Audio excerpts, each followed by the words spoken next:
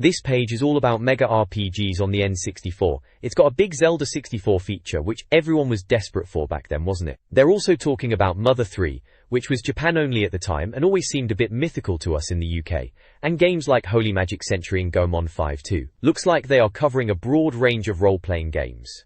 And gay. There's Link himself smack bang in the middle, looking a bit shiny and new for the N64, and a spooky skeleton chap lurking behind him. Down below they're teasing some articles on sports games, Gretzky versus Hangtime. Bit of an odd combo, but okay. And then there's the usual news and reviews from Japan and the US, keeping us in the loop on what we were missing out on over there.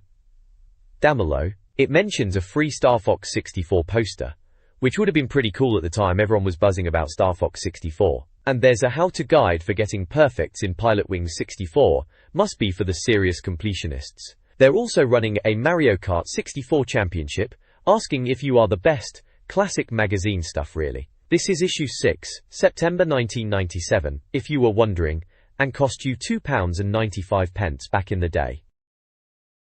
This page is the welcome page to issue number 3 of N64 Magazine, dated September 1997. It's got that classic N64 logo at the top, and a photo of the editor, Jonathan Davies, looking rather pleased with himself. The main article is his welcome message, where he's talking about how role-playing games were being reviewed on PC at the time, but he's more excited about console RPGs coming to the N64, specifically mentioning Zelda, Holy Magic Century, and Mother 3. He seems particularly hyped for Zelda, saying it looks absolutely brilliant. Bit keen, isn't he? He also mentions a preview of something called Fusoya, which sounds a bit weird, on page 28. There's also a bit about a Mario Kart 64 championship, and some Vincent Coinfellow who apparently did 3 laps of Mario Raceway in 1 minute 2 seconds and 68 hundredths. They want proof. Sounds a bit suspect if you ask me. Then there's a strange crossword clue about something irritating or catty that's 8 letters long and ends in T, and they reckon the answer is asthma. Odd choice, but alright. Num num num num num num num num num num num num num num num num. Finally, he mentions that Gambare Goemon has just arrived from Japan and is apparently the weirdest game they've ever seen. He even describes the game over screen with blokes in their pants hula-hooping on a disco dance floor. Sounds memorable, I suppose. Down the left-hand side of the page, there's a list of 10 reasons to buy the magazine, all in those colourful numbered circles. It's the usual magazine spiel, like best console ever, reviews all games, skillful reviewers, you know the drill. Number 6 boasts about calling a crap game a crap game, which is fair enough. Number 8 is about not padding out the pages with waffle, which is always a good thing in a games mag. Number 9 says they give advice on all aspects of N64 gaming, whenever readers need it. And number 10 is just the classic everything a Nintendo 64 fan could possibly want every month line. At the bottom left, there's a picture of the N64 console, and the tagline, "Only then, Grasshopper, will you be ready." Bit cryptic, but it's got that cool, slightly mysterious vibe they were going for back then. Oh, and a little, "Go! Go!" triangle in the bottom right corner with page number 3, and the N64 logo again next to September 1997. All in all, standard welcome page stuff, getting you hyped for what's inside, especially those upcoming RPGs. This page is the contents page for issue 6 of the N64 mag, from September 1997. It's got a slightly odd picture of an old bloke with a beard, advertising, "Come forth RPGs." Inside there's a preview section looking at RPGs, like Goemon, Mother 3, and Zelda. Fusoya is mentioned as some kind of sage looking into the future of these games, which is a bit dramatic. Then there's the N64 Arena section, starting on page 40, which seems to be the review section because it says reviewed, rated and completed. They've got Wayne Gretzky's 3D hockey, saying it's the finest ice hockey game you can imagine, which might be a bit much, but we'll see. NBA Hangtime is in there too, probably still going strong. Those NBA Jam style games were always a laugh. Import Arena is next up, starting on page 51. This was always interesting to see what was coming over from Japan and America. They've got Star Fox 64 US version, saying it's translated into English so we can finally work out what Falco's on about. Cheeky. And then Shindu Super Mario 64 and Wave Race 64 are mentioned as being Rumble Packer compatible for the Japanese, which was a cool new feature at the time, feeling the rumble in your hands. So yeah, a typical contents page for an N64 mag from back then. This page is from the Planet 64 news section of the magazine. Looks like they're chatting about Body Harvest and Ridge Racer. They were always banging on about Ridge Racer, weren't they? Then Duke Nukem 64, And Star Fox are getting a mention. Star Fox 64 was always just around the corner back then. Over on the left we've got the how-to bit, this time it's for Pilotwings 64, trying to get those perfect landings sorted by Z.Y. Nicholson, remember him? Always with the goggles, I remember him. Then there's Team 64, the staff page, always a bit of a giggle. Looks like they got some dodgy Japanese sun cream sent in, causing a bit of chaos in the office with the smell of it. They mention Mario Kart 64, naturally, Mahjong Diary Classic, International Superstar Soccer 64, and even Wayne Gretzky's 3D hockey right random mix that is. Mario Kart 64 Championship is there, still trying to get on that leaderboard for Stage 2 it seems, and the Antiques Code Show, Tim's digging around for old N64 stuff, must be getting desperate for content. And then just the usual regulars section, subscriptions, tips, club info, directory, back issues, and issue 7, blimey only issue 7, that takes me back. This page in N64 Magazine is having a look at DMA Design's new game, Silicon Valley, Danger Mouse. Seems like it caused a bit of a buzz after E3, becoming one of the games to watch on the N64. They're calling it a stranger mup, which sounds about right looking at the screenshots. It's got this very colourful blocky 3D style, bit like Mario 64 but maybe a bit more jank electric as they say. One screenshot shows a little mouse character, presumably the Danger Mouse bit, surrounded by what looks like exploding bombs. Another shot has a plane crashing, and there's talk of engine failure if you're flying, always a worry. Warrington do. The story is properly bonkers. Apparently, this spaceship went off to study evolution and vanished for 500 years, then comes back and the robot on board, Evo, has to sort things out with all these evolved animals. Apparently, bears can juggle, which is certainly evolved behavior, isn't it? To solve puzzles, you have to collect DNA and turn into these animals, including flies with helicopter ears and rabbits with helicopter ears too. Sounds like typical DMA madness, proper Scottish. Boring to the when. They mention sheep on wheels, which is a bit odd, but might be one of the animals you can transform into. The puzzles only work if you're the right animal, and get harder as you go on. They reckon it's got finely tuned playability, which is what you want to hear, isn't it? Release is set for winter 98, so still a bit of a wait back then. Seems promising, if a bit barking mad. This page is having a bit of a giggle, calling itself Animal Barmy, and it certainly lives up to the name. They're talking about some bonkers stuff in games, starting off with a polar bear in a tank, which, fair enough, is a bit out there. Then they mention Firefox, and blimey, it sounds like a right old mess. Apparently it looks like the aftermath of a particularly boisterous night down the pub, which is a colourful way of putting it, I suppose. Next up is a football pitch-sized tongue, which is about some frog game. They reckon it's good for impressing the ladies and grabbing your lunch, typical lad humour in it. Then there's a flying rabbit. Apparently even the March Hare from Alice in Wonderland never had rotors, but this one does. Bonkers.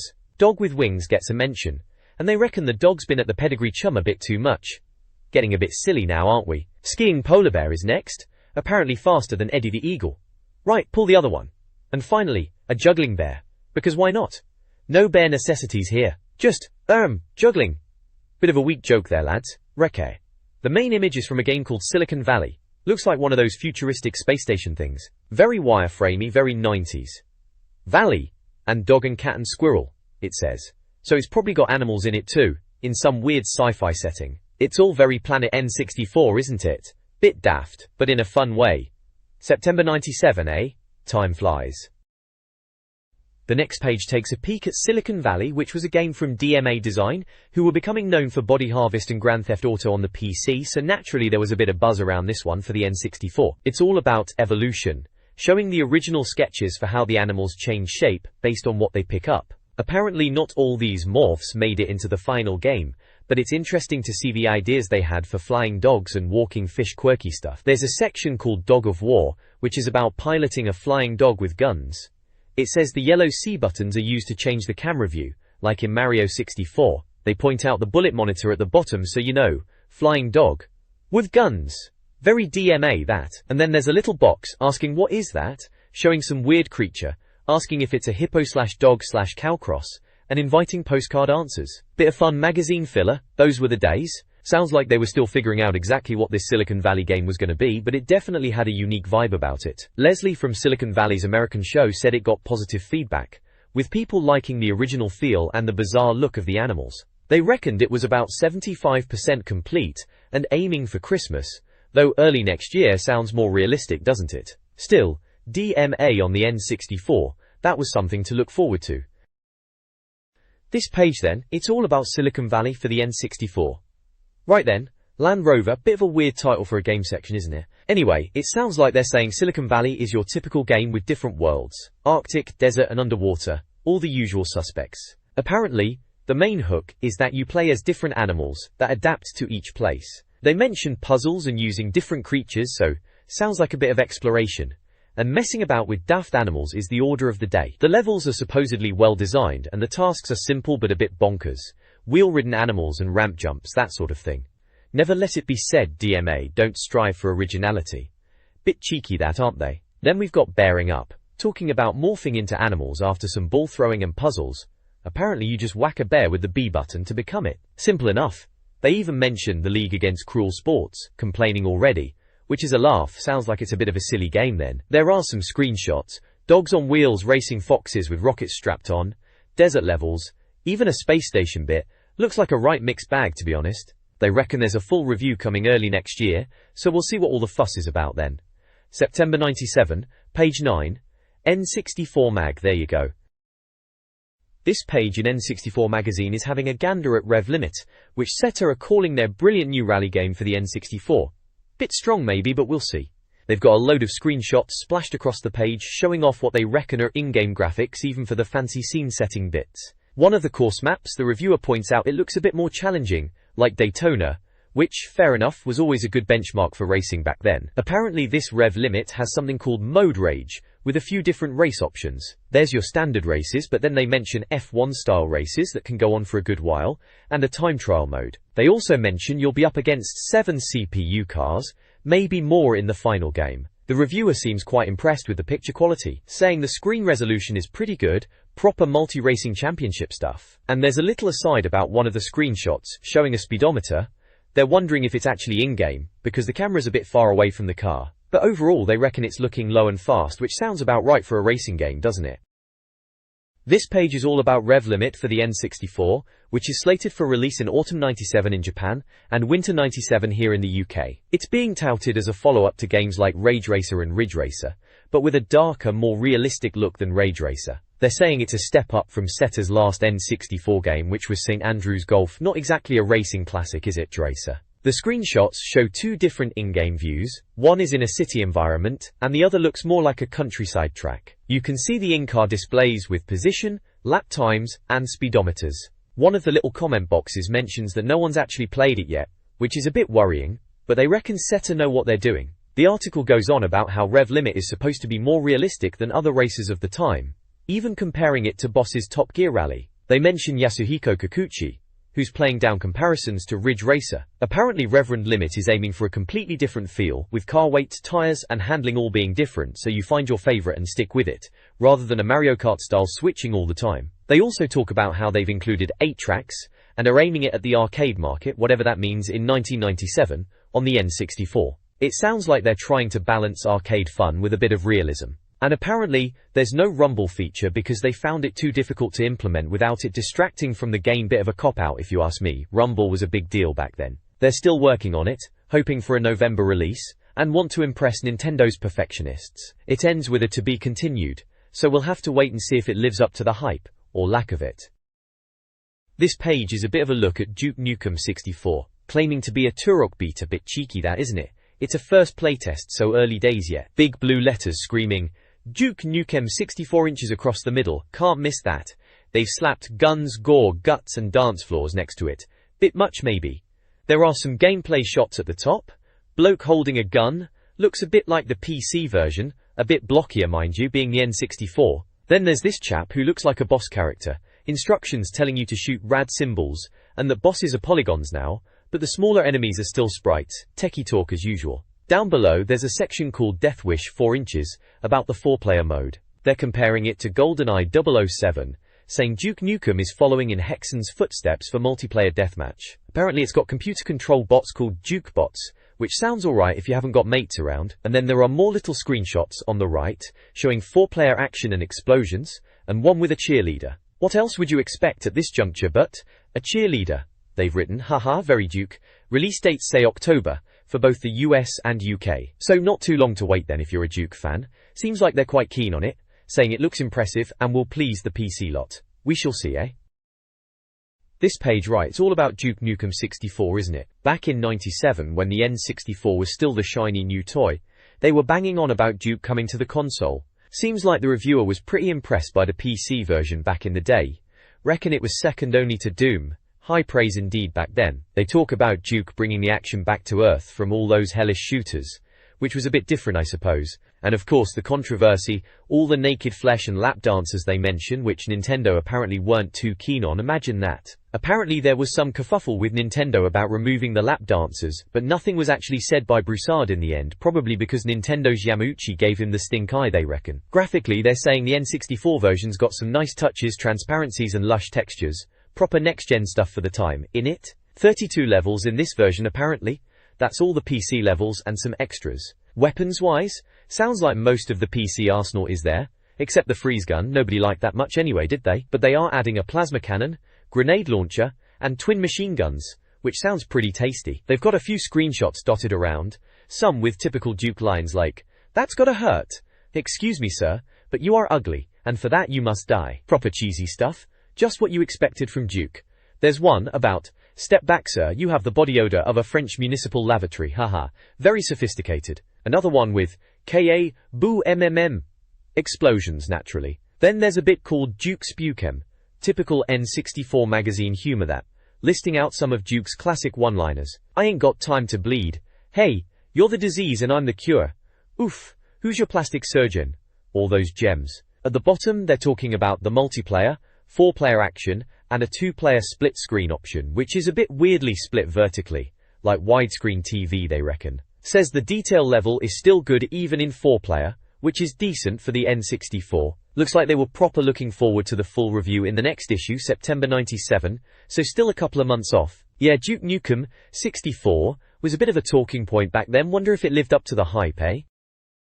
This page in N64 Magazine, issue 6 from September 1997, is all about Namco finally jumping on board with the Nintendo 64, which was a bit of a relief at the time, to be honest. The main headline is about Namco bringing out Famista 64, which is a baseball game, not exactly Tekken 3, is it? The article talks about how Namco had been a bit slow to commit to the N64, even though they were massive on the SNES back in the day, with games like Weapon Lord. Apparently Famista 64 was already a big hit in Japan, but the reviewer isn't too sure if it'll be a smash here in the UK, reckons it's another baseball game. They mentioned that Japanese gamers love choice, and that's what Sony was offering with the PlayStation.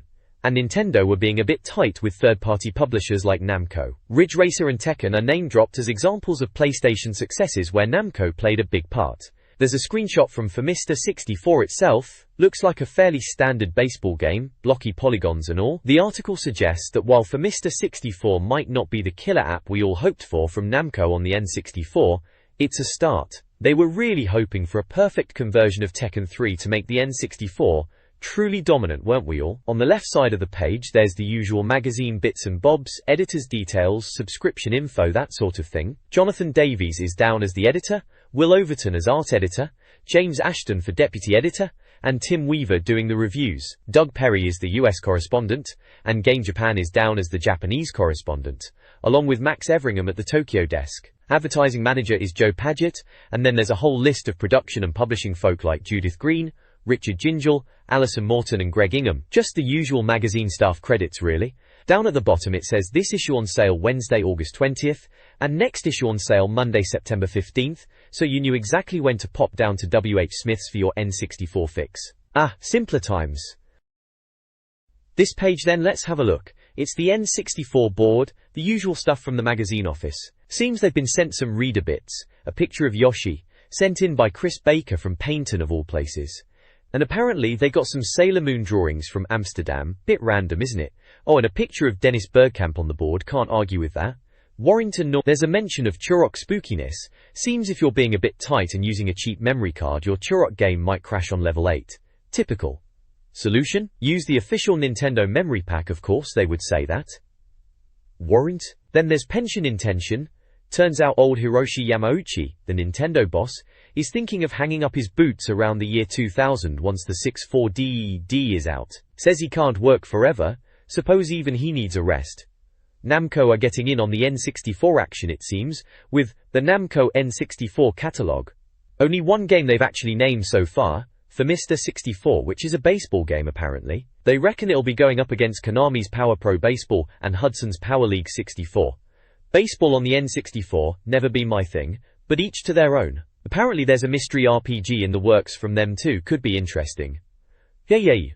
They're having a think about other games Namco could bring to the N64. Ridge Racer gets a shout, saying it set the standard for racers, and they're wondering about an N64 version, or if games like Rev Limit and Top Gear Rally will be better anyway. Tekken's mentioned too. Obviously they keep going on about the Tekken and Virtua Fighter rivalry. They reckon Tekken 3 would be a good fit after Tekken 2 on the PlayStation. Soul Edge, the weapon-based fighter, gets a mention, and Time Crisis, that gun game with the foot pedal thing, they reckon those would work well on the N64 as well. And just a quick mention of Pac-Man 3D Ghost Zone, and some arcade conversions like Alpine Racer and Aquajet. Right, that's that page done and dusted then. This page of N64 Mag is all about the new gear and bits and bobs you could splash your cash on for your beloved N64.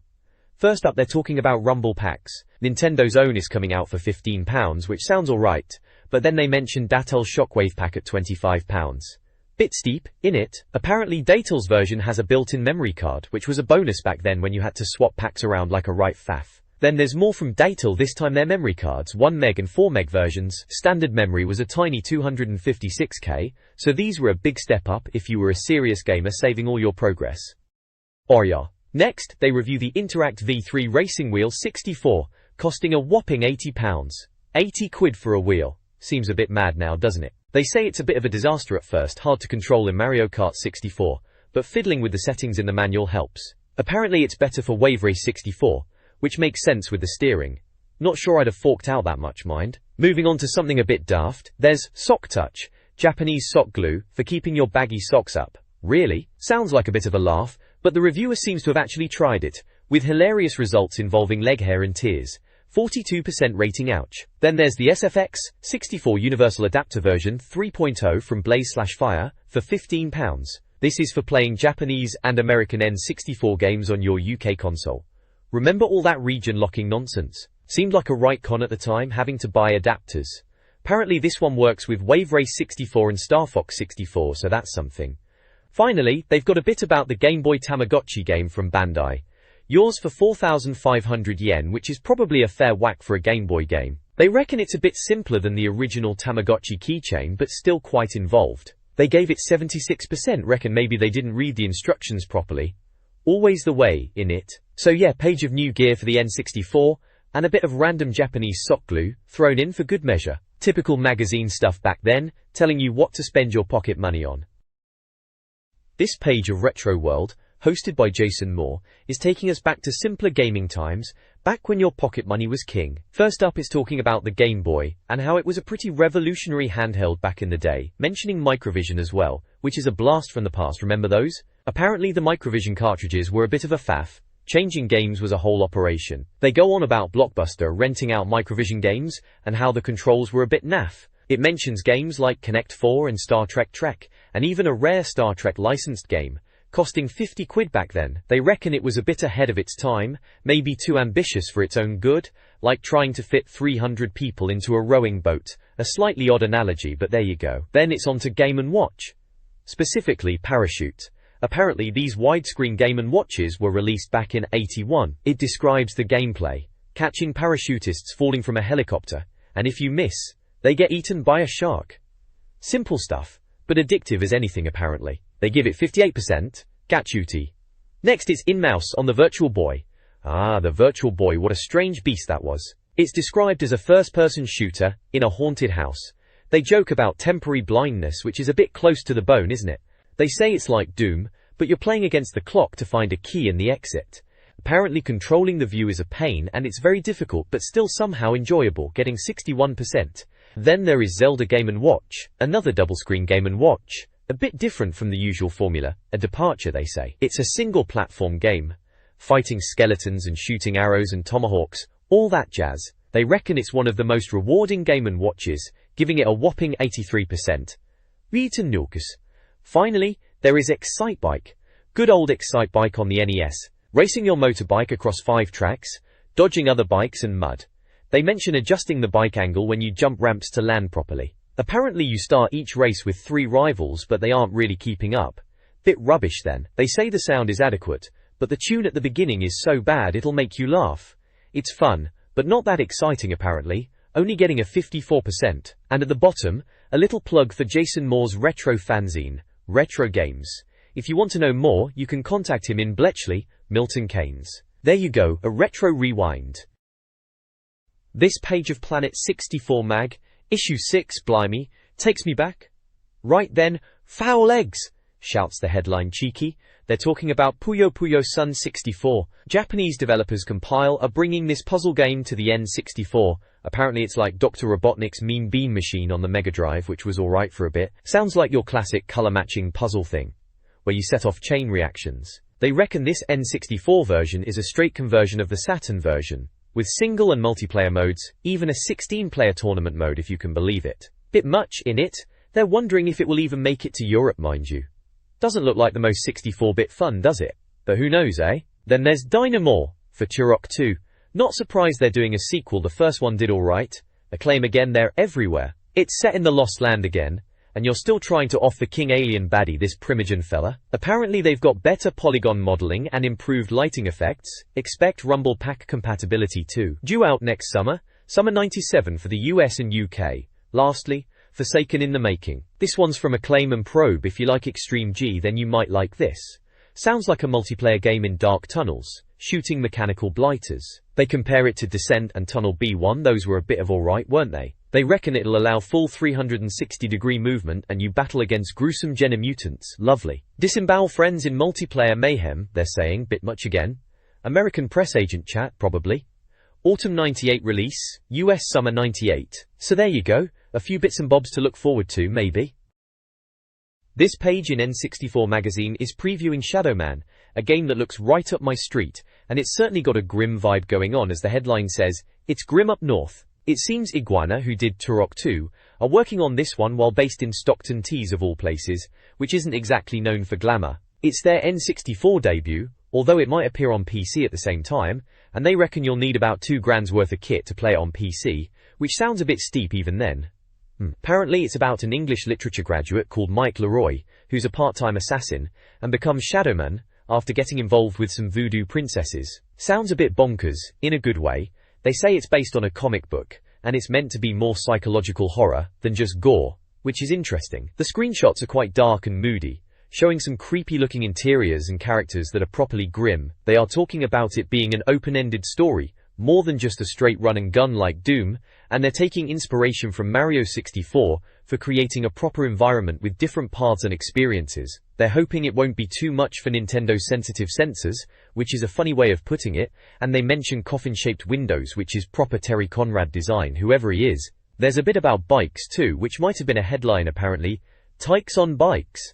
Overall, it's sounding like a decent game to keep an eye on, especially if you're after something a bit darker than the usual N64 fare. This page then, blimey, flipping back to 97, eh? It's got a bit about wild choppers. Looks like one of those helicopter shoot-'em-ups, you know the type. They're saying the controls were a bit tricky at first, something about using the D-pad and analog stick at the same time, which sounds a bit fiddly, but the designer reckons once you get the hang of it you can just blast away without thinking too much. Standard plot, terrorists and all that, but they're saying the action's the main thing. They even wrote it off a bit early in a previous issue. Cheeky sods. DA. And then there's Madden 64, Madden as hell it says, bit strong that. EA finally got their mitts on the N64 Madden license, about time. They reckon it'll be a good one, especially if it's anything like the SNES games, which were decent enough for their time. Polygonal players and smooth frame rate are mentioned, which was all the rage back then, wasn't it? They seem pretty chuffed that EA is taking the N64 seriously. Talking about FIFA coming soon too, must be trying to compete with ISS 64. Pesky developers they call them in the picture caption for Madden. Ha! Happy days. This page screams of excitement for Bomberman 64, doesn't it? Bombs away! It shouts at you, right across the page. Hudson's finally taking Bomberman into proper 3D, which back then felt like a big deal. Even if the screenshots are a bit blurry, bless 'em.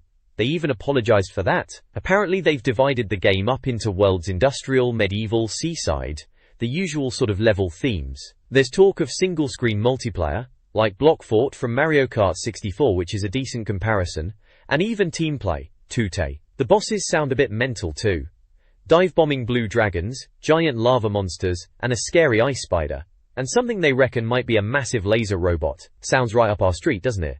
There's even a character customization screen, which is a bit more than you'd expect from a Bomberman game. Quite fancy, really. They've got a Japanese release date of the 26th of September, but typical, no word on when we'll see it over here in Blighty. Tim from the magazine had a go on an early version at E3, and he seems pretty chuffed with it. He says it looks better than it did at the show, which is always good to hear. They're even warning us about friendly Christmas trees that explode, which is just the kind of daftness you want in a Bomberman game, isn't it? And they're pondering if one of the screenshots is a massive mechanical boss. Well, fingers crossed it is. Classic N64 Mag preview stuff gets you nicely in the mood for some bomb-blobbing action. This page in N64 Magazine has a look at a couple of racing games coming up. First off, it's San Francisco Rush, which they played at E3. They reckon it's a bit of a looker, and plays a bit like San Andreas in how you can just go anywhere. Apparently the tracks are different to other races, with shortcuts all over the place, some obvious, some hidden classic arcade stuff really. They mention one track in particular they found in conversation with Midway. Visually it sounds like it's not quite arcade quality, maybe a bit less sparkly, but they reckon the handling is good like Top Gear Rally, and that's a decent comparison back then. It's due in November 97. Then there's Lamborghini 64 from Titus. Seems like it's been in the pits a bit longer than expected. They've got some new screenshots, showing off what the Frenchies are up to with their first 64-bit title. They've been working on the 4-player mode and tracks, and the pit stops are getting a revamp. Rumours are flying about a lover-bleeding control system, which sounds a bit dodgy. Probably just sensitive steering if you ask me. They even quoted Top Gear saying calling Lamborghinis Lambos is a crime punishable by death. Bit strong, isn't it? That one's due winter 97, both UK and French versions, fancy that. Then there's a bit at the side called An Ear to the Ground. It's just industry gossip really. Crystal Dynamics are doing a N64 game, good for them.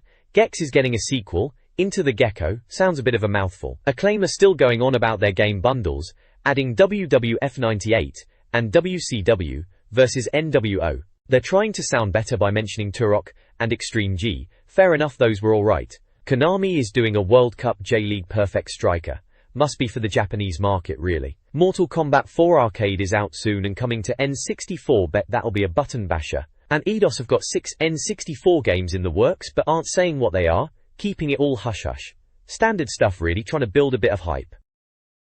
This page has got a piece on Famista 64, which, if I remember rightly, Famista is short for Family Stadium, and it's basically baseball. Apparently this is the latest in the series, and they're saying it's a reworking of the old NES and SNES games. They reckon it's going to be a big deal on the N64, especially in Japan.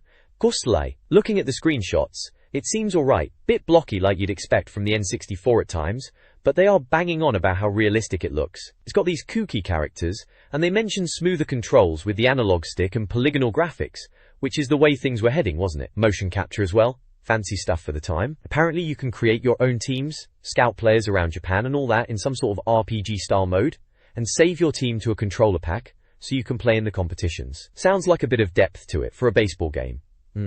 Then there's a bit about print club spawns. Seems like these photo booth things are all the rage in Japan, especially with the youngsters, talking about taking snaps and Tokyo fashion, and everyone wanting to be trendy with their cameras. Disposable cameras are mentioned, which were handy and cheap enough, weren't they? They were saying it's all about recreation and communication, bit deep for just taking photos with your mates, but hey, that's what they thought at the time. This page in the magazine is looking at what's going on in Japan. They're talking about new games from old. Seems Super Mario 64 and Wave Race 64 are being re-released over there as Shindu versions, which apparently means improved. And get this, they are compatible with the Rumble Powerrick. Remember that thing? They say you might already be familiar with the vibrating from Star Fox 64, and now you can have it with Mario and Wave Race 2. They've even dropped the price of these games, which is not bad. Apparently if you buy both at the same time, you get a paper fan with some Japanese pop star called Ryoko Hirosu on it. Very Japanese sales tactic, that prickser. Then there's a section called Nintendo Short with a few bits of news. Game Boy Kiss sounds a bit odd. It's some kind of link-up system for Game Boys using infrared so you can kiss them together to exchange data. They even mention sending emails on a Game Boy, righto. Then Power League 64 and J-League 11 Beat 1997 are mentioned, both coming out soon. Baseball and football games must be aimed squarely at the Japanese market. Baku Bomberman is also coming out in September. Apparently there is a new chain of game shops called Multimedia Station, and as an opening offer, if you buy a SNES, yes, a SNES, you get 100 games with it. Madness. Finally, Mario Darts. Seems they've made a Super Mario Darts game. They say darts is popular with younger people in Japan, not blokes with beer guts like over here apparently. No. And lastly, there's a bit about Japanese camera fixation. Apparently, everyone in Japan is obsessed with taking photos with disposable cameras. They're trying to make artistic photos, even smearing lip balm on the lens apparently. And they've got a screenshot of what they reckon is another baseball game for Mr. 64, and say Namco are finally committing to the N64. Looks like a baseball game. Alright, a bit basic mind. This page then. Alright, let's have a butcher's. So we're in Tokyo with an Englishman, looks like Max Everingham, moaning about Nintendo re-releasing Wave Race 64 and Super Mario 64 again, this time with Rumble Pack support. Honestly, they were really milking those launch titles, weren't they? He's saying Imagineer brought out Multi-Racing Championship, which is a bit more like Sega Rally, and cheaper, but Nintendo is still pushing out the same old stuff but for more money. He reckons people in Akihabara aren't that bothered, and are more excited about the new Game Boy Tamagotchi. Can't blame them really, we'd all played Mario and Wave Race to death by then. Then there's a Learn Japanese bit, teaching us how to say rubbish, stupid, idiot, and too expensive. All useful phrases for dealing with games or anything really, back then and probably still now. Down below it's, more controllers than games. Seems like the shops are full of third-party N64 pads. ASC2, and Horinsuri are doing their own versions with turbo buttons. For about 13 quid there's a picture of a Hori one, looks a bit like those SharkPad controllers. Always a gamble getting a third-party pad, weren't they? Sometimes they were alright, sometimes they were just bobbins. Finally there's a section called Monorails and Holocubes. He's rambling a bit about being in Japan, seeing people on laptops, and how maybe Japanese gamers are waiting to see what Sega's Black Belt and Sony's PlayStation 2 are going to do before properly getting into the N64. A bit early for PS2 talk I reckon, but you could see where he was coming from. N64 was feeling a bit slow on games by this point. Ooh, and next month they're going to tell us how to wallpaper our room for free. Charming. And there's a list of games and prices scribbled down, must be what's in his local shop. You've got Multi-Racing Championship, Super Mario 64, Wave Race 64, and some Game Boy Pocket games. Right old mix. This page then, right, it's an RPG special from Planet 64. Classic Will Overton getting all worked up, wanting to know where all the N64 role-playing games are. Bit impatient, bless him. He's even pretending to be some mystic called Fusoya, peering into a crystal ball and summoning Japanese game developers. Bit dramatic, eh? Anyway, the big headline is Come Forth RPGs. Underneath, there are little snippets about upcoming games. First up, Zelda 64, or Ocarina of Time as it ended up being called, which everyone was mega hyped for. Even back then it looked amazing. Next to that they're talking about Mother 3 appearing on the 64DD, that quirky Earthbound sequel, with Shigesato Itoi at the helm. Always interesting, his stuff. Then there's something called Gambare Goemon 5, which Fusoya has apparently played and is nearly finished, and Holy Magic Century, which we later knew as Quest 64, another RPG they reckon Fusoya enjoyed. Lastly, they mention other RPGs like Super Mario RPG 2, Pocket Monsters RPG, and Hybrid Heaven, all being shrouded in mystery. Mists of uncertainty, bit flowery language for Planet 64, isn't it? They've even put little pointer boxes at the bottom directing you to pages for more info. Page 30 for Zelda, 34 for Mother 3, 35 for Goemon, 32 for Holy Magic Century, and 36 for the rest. So yeah, a snapshot of RPG anticipation on the N64 back in September 97. This page then is all about The Legend of Zed, or Zelda as normal folk would say it. Apparently there's going to be two versions of the new Zelda game for the N64. Can you believe it? Two! One on a regular cartridge and another on the 64DD, that disc thingy that still ages away. Nintendo are being proper secretive about the details, keeping it all close to their chest, like they always do. They're banging on about how the N64 is getting more powerful with each game, mentioning Super Mario 64 and then Star Fox 64 as examples of technical wizardry. And Zelda, being the fifth in the series, is supposed to be even more impressive again, packing a massive 128 megabit cartridge. Blimey, apparently they spent ages deciding whether to make it a kart game or a 64DD game and ended up doing both. Typical Nintendo, eh? Hack. The 64DD version is supposed to be coming out sometime next year, but they need to keep the games coming for the N64 in the meantime. Apparently the 64DD is meant to be brilliant for big RPGs, and this new Zelda cartridge will be more action-focused, while the 64DD version will be more about exploration, with a bigger world thanks to the extra space on the disc. Makes sense, I suppose. Taya. They haven't shown much of the game yet, just some pictures. They're saying Zelda games are always picture-heavy, but they're keeping the story bits secret. Funny enough, there's no sign of Princess Zelda in any of the screenshots so far. It's all Link, our green-clad hero. Combat-wise, they're saying it'll be like the SNES Zeldas, with swords and bows and arrows. Battles will be in 3D, a bit like Turok, from a third-person view, and when you use the bow, the camera zooms in over Link's shoulder, which sounds a bit fancy. Graphically, it's looking pretty smart, apparently. Nintendo are promising some proper graphical tricks, like real-time lighting effects. They're showing torches casting shadows, characters casting shadows, even baddies casting shadows from their fireball spells. And they reckon the camera might pan and zoom about in a cinematic way. One of the screenshots shows Link looking a bit like Robin Hood with his bow, another shows some low camera angles, and they're hinting at streets full of people to talk to. And they're making a big deal about these smashing lighting effects they're working on. We'll see if it lives up to the hype, won't we?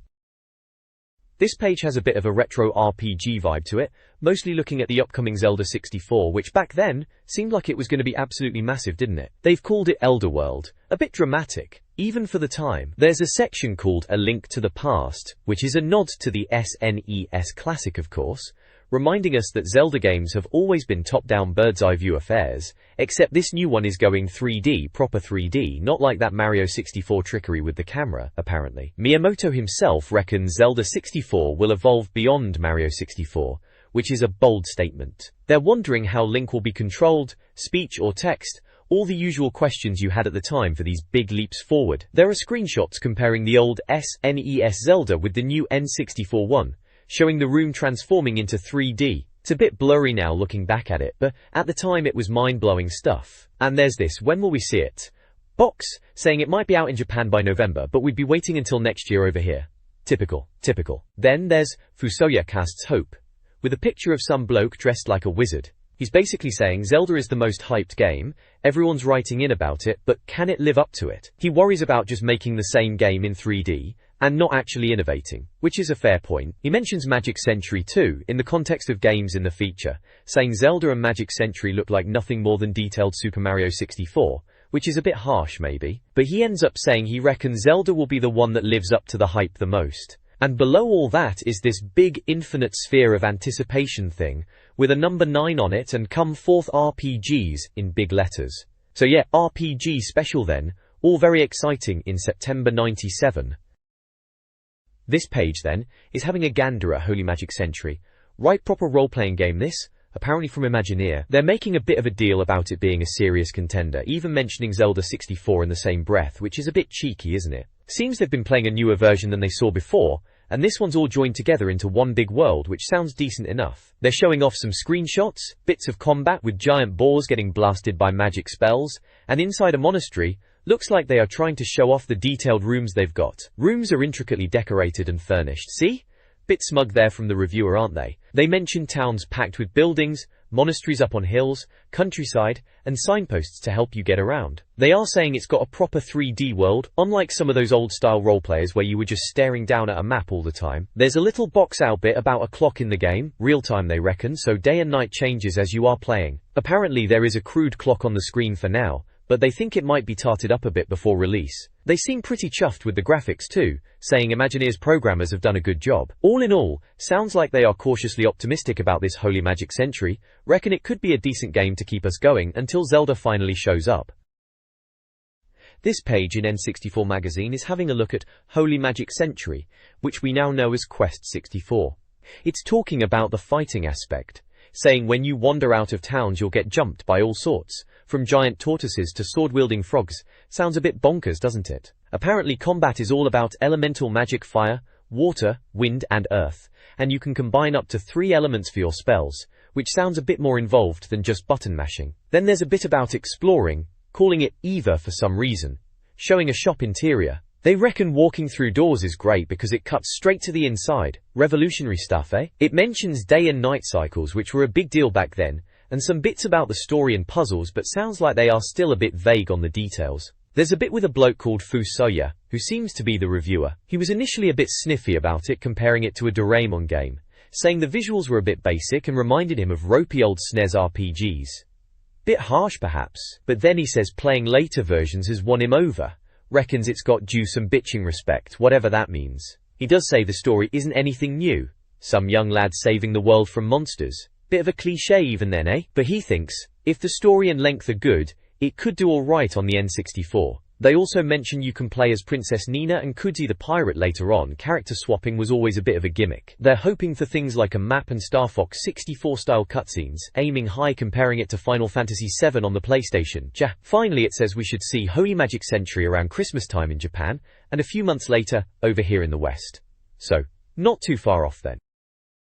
This page announces Mother 3 for the 64DD, bigging it up as Nintendo's next massive RPG alongside Zelda, which was always something to look forward to back then. It mentions Mr. Benimaru Ito, the art designer, reckons it'll take a good 40 to 60 hours to complete, assuming you get everything right, which, knowing RPGs, is a big ask. There's a section called Fusoya Casts Intrigue, Fusoya being that wizard geezer from Final Fantasy IV, or 2 as it was in the UK, and he's used here as a kind of game guru. It's hinting that Mother 3 is going to be properly weird, even more so than Earthbound on the SNES, which was already pretty bonkers with its scratch and sniff guide and donut-obsessed professor. They're going on about customization features on the 64DD and how your choices affect the game, which sounded interesting at the time, proper next-gen stuff. The page reckons we should see Mother 3 in Japan next March when the 64DD comes out, and an English version in the autumn. Always a bit of a wait for us in the UK, wasn't it? Worry.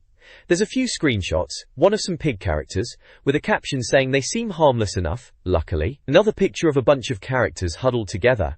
And another, with a dark wooded area. The vibe is definitely a bit quirky and different, which was what you expected from the Mother series, wasn't it? They call it an infinite sphere of anticipation. Bit much, but yeah, we were definitely looking forward to seeing what this Mother 3 game was all about on the new 64DD gizmo. This page in N64 Magazine, back in September '97, is having a look at the new Gomon game on the N64, called Gambare Gomon 5. It's a role-playing platformer thing apparently, and it's just about to come out in Japan. They're wondering if we'll actually see it over here. You know how it was back then with Japanese games. Jolsa. Apparently, the reviewer, Fusoya, proper name, loved the old Gomon games on the SNES, especially Legend of the Mystical Ninja. Said they were brilliant, mixing role-playing with platforming and all that Japanese lunacy. But he's a bit unsure about this new one, saying his programming skills at Konami are a bit dodgy, and mentioned something daft about plate-spinning Chinese ghosts and foreign fascists in bunny outfits. Typical Konami humor, I suppose. There are screenshots of the game, looks very Gomon-y, bit madcap, you know, with giant robots and that. They're saying it's a massive 128 megabit cartridge, which could make it expensive if it does come over here. They reckon the first SNES Gomon didn't do that well in the West, because it was a bit too Japanese and the translation was rubbish. But they do say Konami are trying to sort out a UK release and things are looking much more positive now. Looks like they are gonna give it a proper import review in the next issue of the mag when it's out in Japan. So we'll have to wait and see if this Gomon game will actually make it to Blighty. This page from Planet 64, issue 6 then, eh?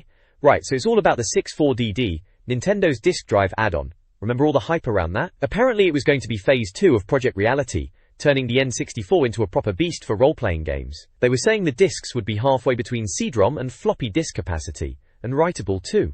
Sounds good on paper, didn't it? The article's titled, DD Dreams, and they're asking, destined for disc or cart? Bit dramatic, lads. They reckon there are loads of RPGs in development for the N64, all waiting for this 64DD. Let's see what they've got. Larking.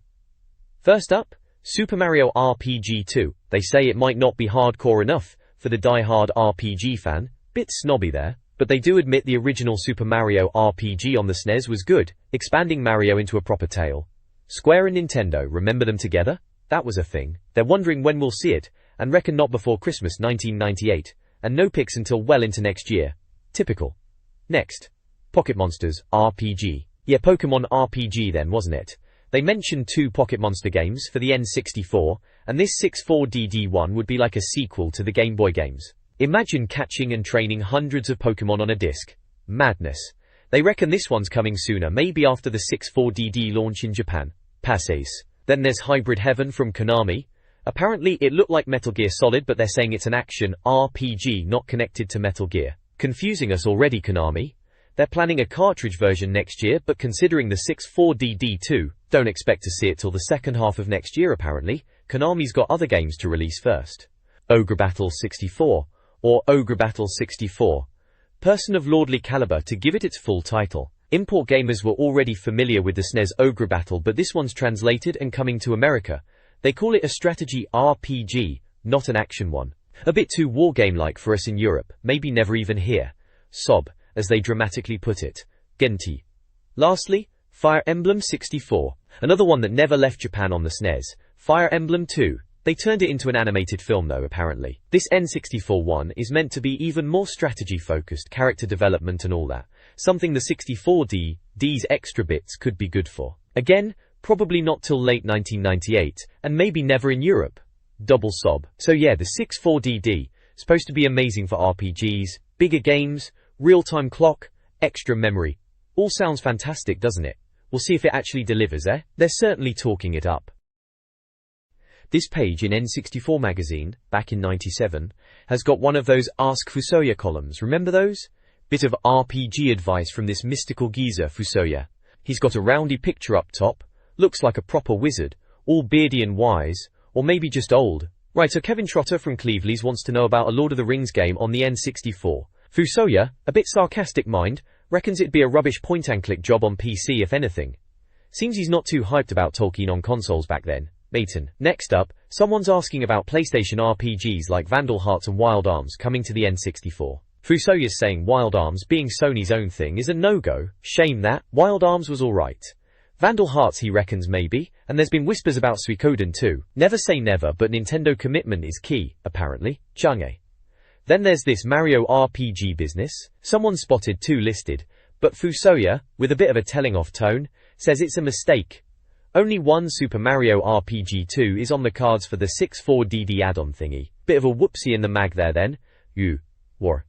Someone else, thinking about Illusion of Time on the SNES, which was a proper gem, is wondering about an N64 version. Fusoya dashes those hopes, reckons the studio quintet, is more focused on Japan, mentioning games like Soul Blazer, Illusion of Time, and Terranigma, great games on the SNES by the way. Right, 2D RPGs on the N64. Someone's asking if there are any planned, saying the N64 should be perfect for them. Fusoya's perked up a bit at this, says there's no reason why not, even though Nintendo are all about the 3D power these days thanks to Miyamoto and his grand ideas. But he thinks other developers might give it a go.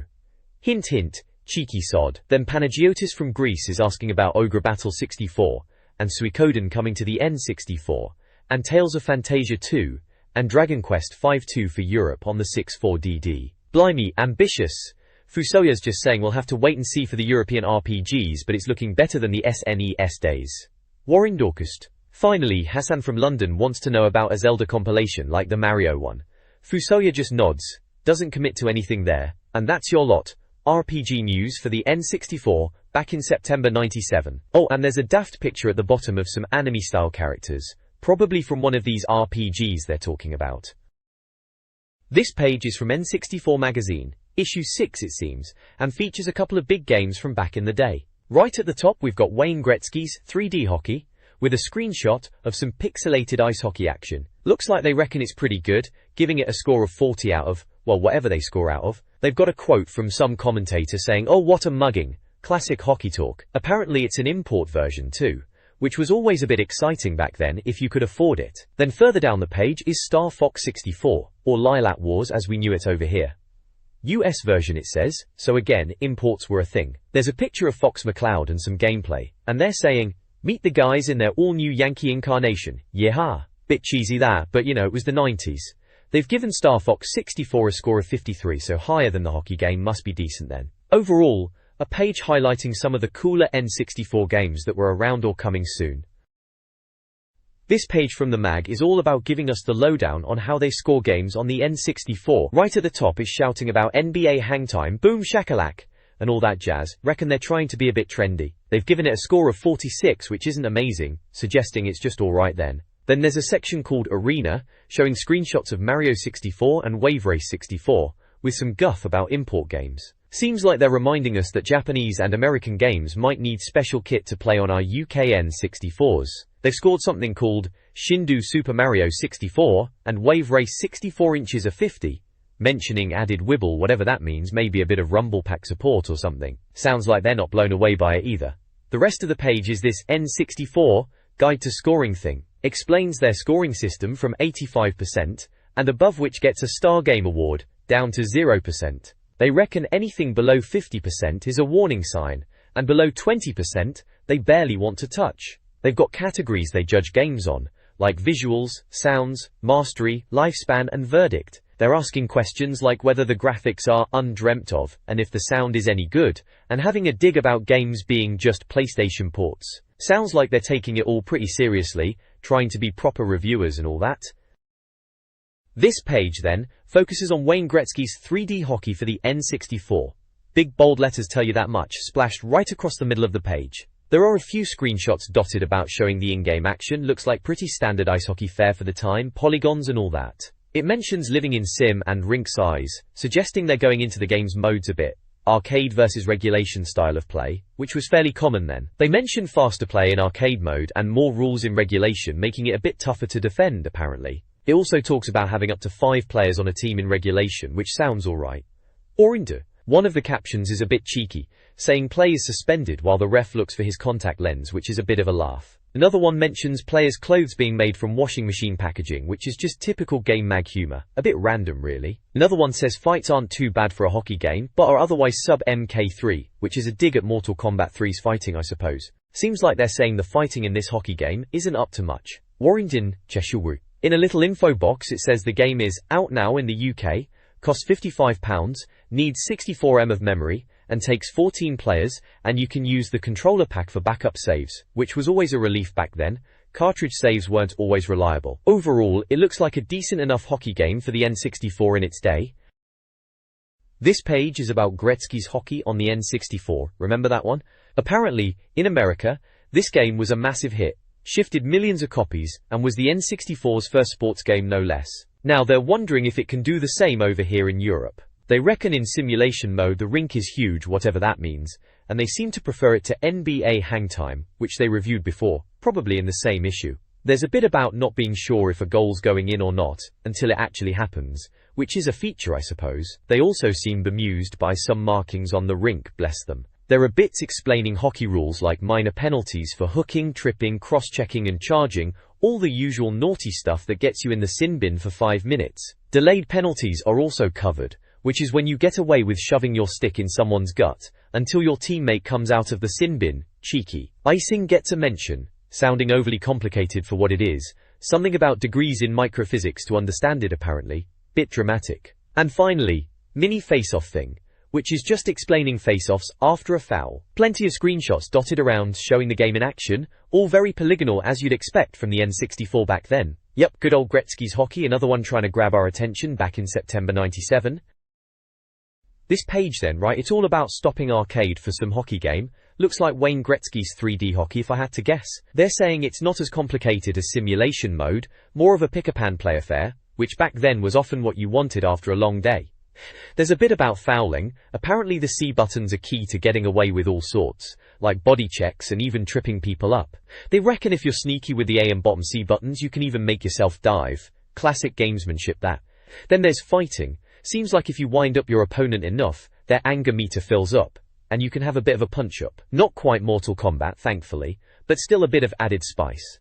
They do joke about the refereeing being a bit iffy and breaking up the flow, which sounds about right for these sorts of games at the time. There's also a bit about Super Troopers, a secret code to unlock extra teams. Gretzky, Team USA, Team Canada, and even Williams Entertainment. Remember cheat codes being all the rage in those days?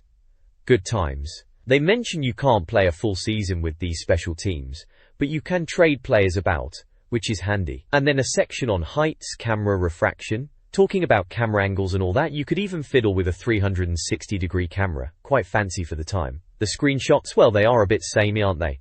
Ice players, as they rightly point out, but it gives you a flavor of the game. One caption talks about someone saying, "Oh, come on, Barry," and not liking playing Twister much, random, but adds a bit of character to the page, I suppose. Another one mentions someone has offended someone else, and they are stand ready to go, typical fighting talk. And they apologize for the similar screenshots at the end, fair enough. Overall, it's a decent little overview of the arcade mode for this hockey game, bringing back memories of button bashing with mates on the N64, good times. The next page shows a feature on Wayne Gretzky's 3D hockey for the Nintendo 64. It's a matchup between the New York Rangers and Anaheim, or the Mighty Ducks as they were known back then, proper Disney tie-in and all that. It's laid out like a play-by-play of a game, with 12 numbered points describing the action. Apparently, Anaheim, or the Ducks, are meant to be pretty good in this game, thanks to someone called Emilio Estevez.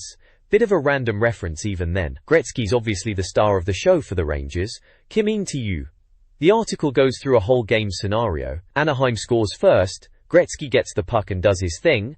There's a fight where Gretzky gets a bit roughed up, but gives as good as he gets. Naturally, it gets tense towards the end. Anaheim's winning 76.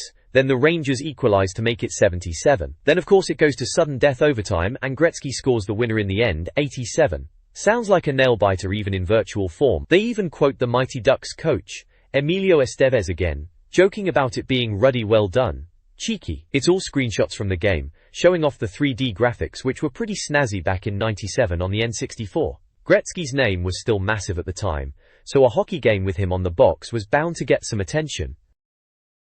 This page from what looks like a gaming mag features Wayne Gretzky's 3D Hockey 98 for the N64. It's got the big N64 Arena logo at the top, so must be from a UK Nintendo mag. The reviewer seems to be quite impressed with the honest feel of the game, talking about swooping around and the puck feeling solid. They mention it's got both arcade and simulation modes, which is probably to keep both casual players and hockey purists happy, if such a thing exists in video games. There's talk about multiplayer, up to 4 players, which back then was a big selling point for consoles. They highlight the stick control with the analog stick, which was still fairly new and exciting at the time on consoles. Body checks are in, naturally, and they even mention a sin bin for penalties, getting quite serious with the simulation side of things.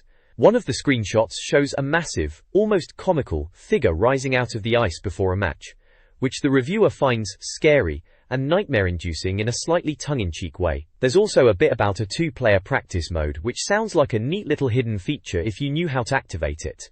Dory. Overall, it seems like a positive preview of this Gretzky hockey game. It's trying to balance arcade fun with a bit more realistic simulation, which was a common approach back then to try and appeal to everyone. Probably a decent hockey title for the N64 if you were into that sort of thing at the time. This page from the magazine, right, it's all about Wayne Gretzky's 3D hockey on the N64. Looking at the screenshots, it's got that chunky, slightly blurry look the early 3D games had, remember that? They're saying the graphics are satisfyingly ice-like, which is a bit of a push, isn't it?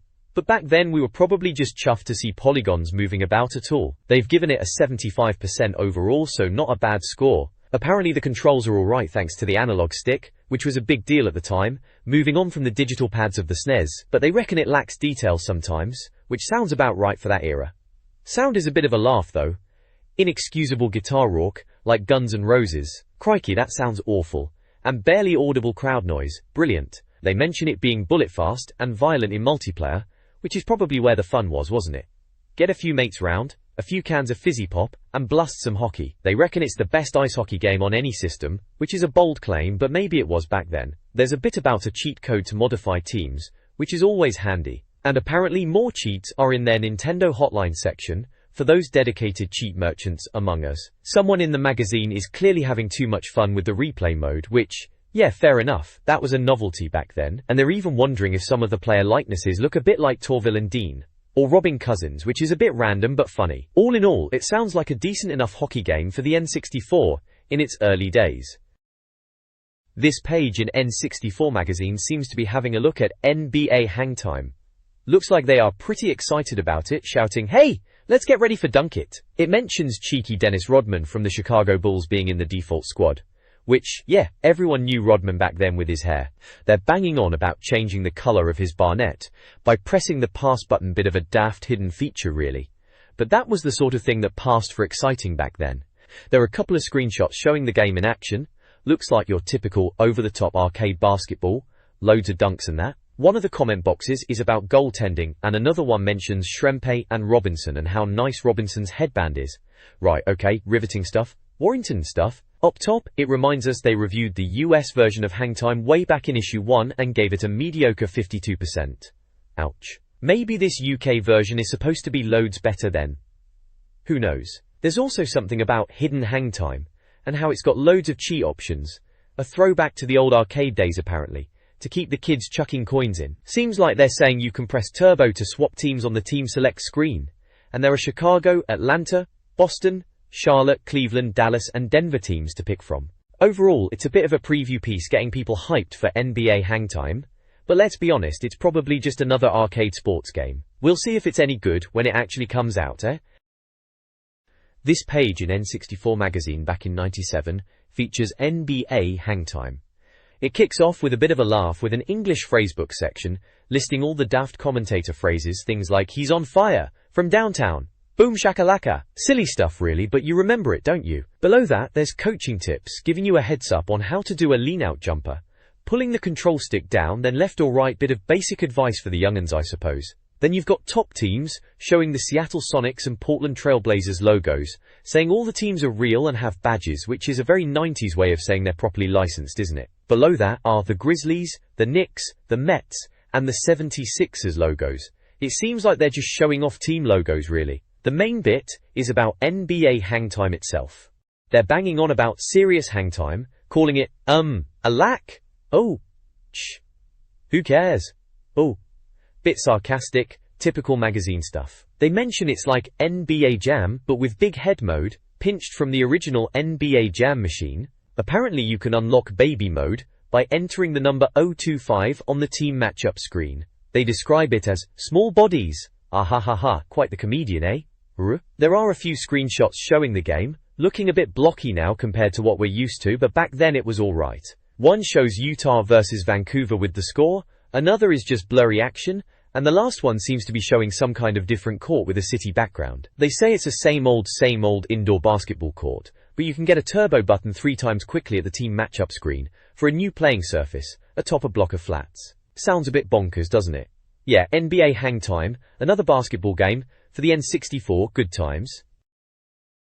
This page then is having a bit of a chuckle at NBA Hangtime on the N64. Right from the start they're saying, oh alright, about it having a create player mode, like it's some sort of revelation when it really isn't, but they do admit that messing around making your own bizarre players is quite amusing, even if they hate the game. Bit strong, isn't it? It's got a step-by-step guide, if you can call it that, on making your own basketball monstrosity. First up, you're picking the create players option. Caption says, anyone, why did I take this grab?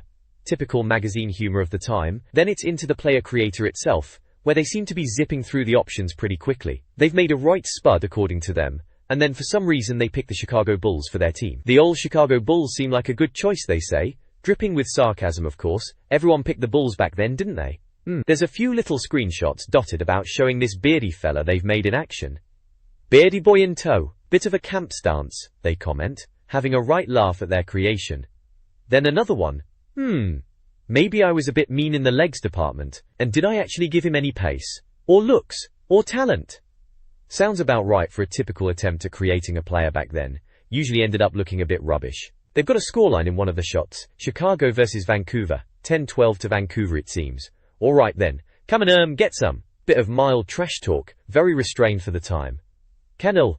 The text on the side is properly laying into the game though. Starts off saying if you like basketball, even this weird Toon 2 arcadey type like in White Men Can't Jump, then it suggests you might somehow enjoy this. They reckon it's a workmanlike port from the arcade, but also calls it hopelessly outdated, and an insult to the hardware, because it doesn't use the N64's features, which is a bit harsh, but those early N64 ports could be a bit rough and ready. Then there's a bit about the gameplay loop, oh we scored, oh they scored, and so on, making it sound incredibly tedious, which to be fair these games could get a bit repetitive. The main dig seems to be at the 3D graphics, calling it slapdash 3D, an utterly unrealistic 2.5 dimensional approach, and saying it looks rubbishly old-fashioned, which looking back now, it kind of does. All those unscaled sprites and that fixed camera were a bit basic even then, and they definitely knew it. Down the side there's logos for different teams. The Flaming Ball Things, the Kings, the Branuradzes, the Raptors, the Bullets, the Green As You Likes, the Eagles, the Hornets.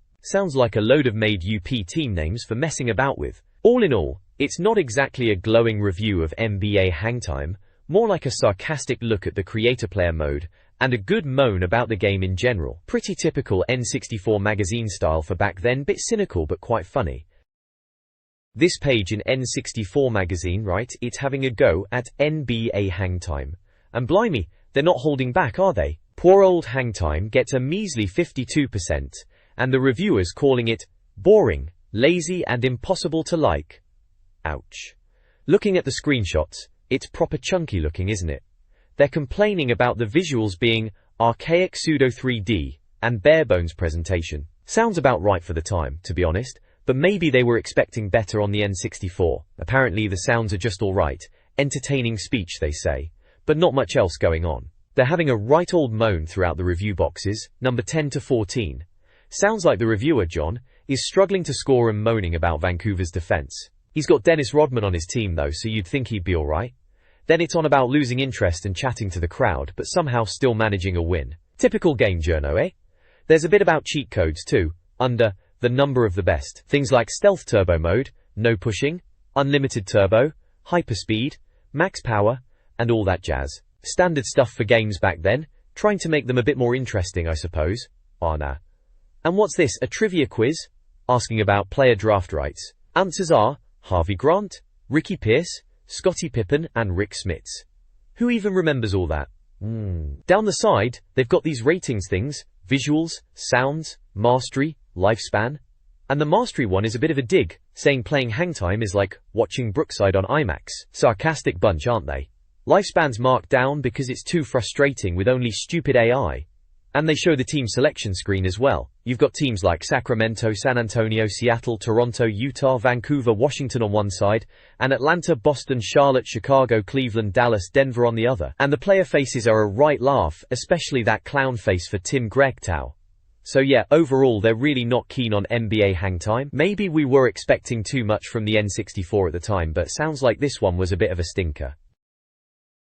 This page in N64 Mag, issue 6, it's all about Shindu versions of games, which were these improved Japanese versions, see? They're talking about Shindu Super Mario 64 and Shindu Wave Race 64. Apparently these were only available as imports at the time from Japan and the US, which was a bit of a pain, but we were used to that for some games. For Super Mario 64 Shindu, they reckon it's got all the changes made for the American release, like better speech, and little visual tweaks compared to the original Japanese one we first saw. And the big thing was Rumble Pack support, which was a novelty at the time, feeling the vibrations in your controller. Who knew that would become standard, eh? They even mention it's a star game, which I guess meant it was pretty good, according to them. Ow.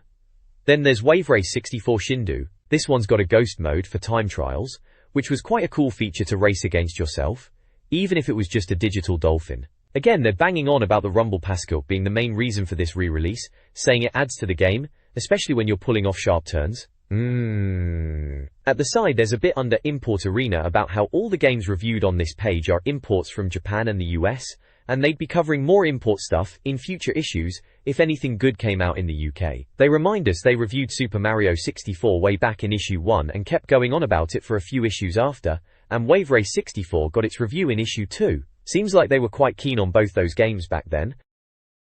This page then looks like a bit of a retro throwback to the N64 days, specifically about the Rumble Pack and how it works with a couple of games, Star Fox 64 and Wave Race 64. It's called Star Fox 64, but can Nintendo's Subsonic Feely-Vision, which is a bit of a mouthful. They're banging on about this Rumble Pack. You could pick one up for about 1,400 yen, which was around £7 back then, and it needed 2 AAA batteries. Blimey batteries. Apparently it's got loads of different rumble settings, from a gentle nudge to a proper jigger, whatever that means. They even make a joke about needing to baffle your bass bins if you crank it up. Very Bristolian. They reckon it works well in Star Fox 64, kicking in now and then with different wobble strengths. They mention getting zapped by a spark, and swimming in deep water as times you'd feel it. Apparently even Shindo Mario uses rumbles just for the sake of it, like when you plop into water or jump through a picture. Which sounds a bit daft, to be honest, a bit overkill maybe. Then there's Wave Race 64. They say ordinary Wave Race already had good sound, but the Rumble Pack adds to it. They talk about feeling the waves and bumps, mines, and splashes. Someone called a Yumi Stewart is mentioned, saying you can feel the rotation of a metal weight in the joystick, which sounds a bit technical for a game, innit? They conclude that the Rumble Pack makes Wave Race 64 better than Shindo Super Mario 64, which is interesting. Down the right-hand side, there are these review boxes. Wave Race 64 gets 9 for visuals, saying screenshots don't do it justice, 7 for sounds, 9 for mastery, and 8 for lifespan because it's good in 2-player mode. The verdict is, a thoroughly innovative and successfully ambitious racer, and it gets a 90% overall. Not bad. And then Super Mario 64 is re-reviewed again, under Shindo re-releases. Weird. It gets 9 for visuals, saying the water has to be seen to be believed, 7 for sounds, 9 for mastery, and only 8 for lifespan, because apparently, it's a disaster to finish it as you'd just want to start again. Melodramatic much? The verdict is absolutely sufufum, whatever that Swahili word means, and it gets a 96%. So Mario still trumps Wave Race then, even with a rumble pack involved. Zai from ZY gave both reviews. Whoever Zai is, seems a bit generous with the 90 scores if you ask me, but hey, it was a different time. This page in N64 Magazine back in '97. Right? It's all about Star Fox 64. Seems like they were a bit worried about the American version after loving the Japanese one. You know, thinking they might ruin it with dodgy translations. They were imagining the characters, Fox, Peppy, Falco and even Slippy saying all sorts of cheesy lines, like, "Let's go kick some Andros butt." Apparently in the previous issue they were on about some enemy called the Blue Marlin, now Blue Marine, sounding like a suffocated soldier, whatever that means. And something about frogating monkeys in America. Typical. Warrington Orchestra. But turns out, according to this Jonathan chap, it's actually not that bad. He says they've shown admirable restraint with the translation, apart from a "let's rock and roll" here and there. Voice acting is alright too. Apparently Fox sounds like a solid sort of chap. They're impressed with the game itself, saying it's got loads of secrets, and they've already rinsed it, beating Andros about 80 times. They mention the multiplayer and medals too. Compares it to Super Mario 64 for secrets. High praise indeed back then. Cortust. They've given it a massive 94%, calling it a stunningly good game. Gave it 9s across the board for visuals, sounds, mastery and lifespan, saying nothing else on the N64 could do what this game does. Looks like they were proper chuffed about it, even if they were being a bit sarcastic at the start. And they're promising a full review of the UK version in October, when we were finally going to get our hands on it. Good times. This page, right, is all about the Mario Kart 64 Championship Stage 2. Blimey, remember that? Seems like ages ago now. So this is from N64 Magazine, issue 6. Looks like they're running a competition for the Golden Mario Kart 64 Cup. Proper bit of N64 glory for someone. Het. Basically they're on to the second stage, and they've been flooded with entries. For the first stage, hundreds apparently, for getting the best times on Mario Raceway. If your name's not in the table this month, tough luck. Maybe next month. They're giving you a bit more time to try and beat Vincent Coin, who's at the top of the leaderboard, the speed demon. Haha. Down at the bottom there's a little diagram of the Mario Raceway track, showing all the shortcuts like you needed reminding back then. Everyone knew those shortcuts inside out. It says if you are struggling, check out issue 4 for a Mario Raceway masterclass. Cheeky bit of self-promotion there from the mag. And a heads up for stage 3, they're gonna need video recordings of your laps, not just your time, so you can't be fibbing, can you? Says to maybe start recording now just in case you can't beat your best later on. Smart thinking that is. Those magazine lads weren't daft. Good times, eh? Mario Kart 64, proper classic. This page shows the Stage 1 results for a Mario Kart 64 competition. Blimey, look at the time for first place. A Vincent Coin from Salthill in Ireland did it in 1 minute, 2 seconds, and 68 hundredths of a second. Madness that is. Even back then we all knew that was quick, and the magazine is even questioning if he cheated, saying his photo of the time is a bit blurry and asking for video evidence. Remember those days? Everyone was suspicious of top scores. The top 3 are all within a few seconds of each other. Aaron Chambers in second, and Lee Middleton in third. The rest of the page is just a massive list of names and times, all the poor sods who didn't get top 3, ranked from 4th place all the way down to 100th. There are loads of familiar sounding British place names listed next to the names like Dewsbury, Leeds, Hereford, all over really. It's quite a long list to wade through, but back then, seeing your name in a magazine like this would have been pretty cool, even if you were number 87 or something. Makes you think about all those people huddled around their N64s trying to get the fastest time. Simpler times, eh? This page in the magazine is all about a Mario Kart 64 competition, Stage 2 to be precise. Right at the top, they've got a section called Just Look at Yourselves, with pictures of some of the readers who've entered. It's a bit of a laugh they're taking the mickey out of some of the photos, like the bloke with the telly in the background, or the blurry photos. They've even got times people have set. Seems like a right mix of good and not so good times. One fella, John Hunt, apparently woke up his neighbours shouting while playing, bless him.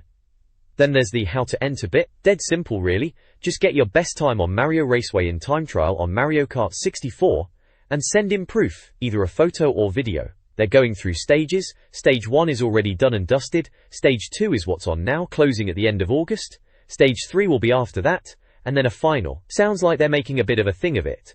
The Prove It section explains how to actually prove your time. Photo is easier, video is a bit more hassle, but probably better if you're serious. They're even giving tips on taking photos of the telescreen.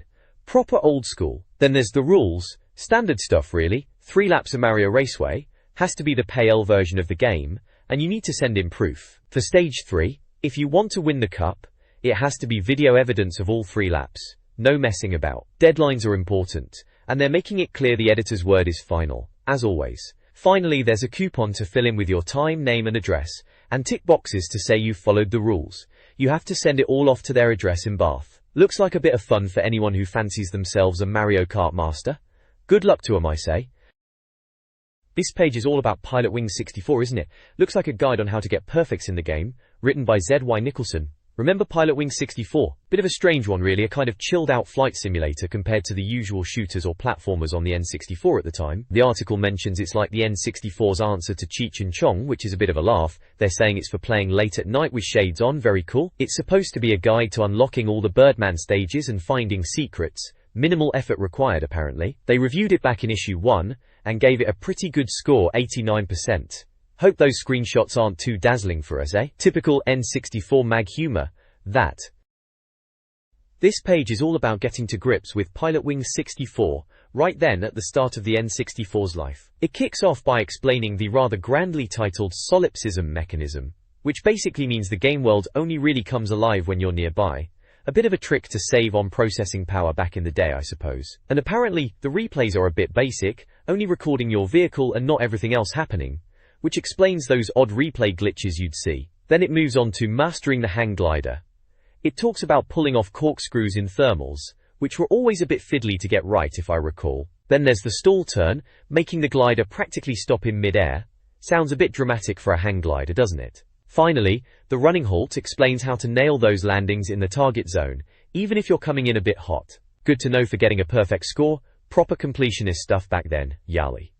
Lastly, it covers the rocket belt. Apparently the key is attitude and just blasting about. They even mention fuel being plentiful, so you don't need to worry about conserving it like in the old SNES Pilotwings. Says they want you to go AWOL on a sightseeing tour, which is fair enough, it was a nice looking game for its time. Basically don't bother watching the fuel gauge, just enjoy the ride. This page is from N64 Magazine. It's a how-to section, focusing on tips and tricks for games on the Nintendo 64. It's all about Pilotwings 64, that launch title, remember that? Arkan. First up is the missile rack, which is about using the gyrocopter's missiles. They reckon the aiming is a bit off, so you need to aim slightly above and to the right of where you actually want to hit. Apparently it's incredibly accurate otherwise, unless you're in the Grand Canyon, then all bets are off, which sounds about right for the N64's graphical capabilities back then, a bit blocky, but you got the idea. Next, the rescuers section is about taking off in the gyrocopter. They say you need a proper runway, but if you're on a hill or even a bump, you can get airborne. Sounds a bit risky, doesn't it? They mention landing in cities being a challenge, especially with those flat rooftops. A fierce braking challenge, they call it. Good luck with that then. Renty. Then there's North by Northwest. Looks like a 2-player challenge mode. It's described as a game of chicken, where you fly to the Golden Gate Bridge, through little states and across cities. You have to fly under bridges, and through gaps in skyscrapers. They say you get unexpected applause for some tiny structures. I assume that's the game's way of saying well done, not actual people clapping, mind you. The goal is to find an archway or narrow passage that your mate can't get through. Sounds like a laugh, although probably more frustrating than fun after a few goes, knowing how those early 3D controls could be.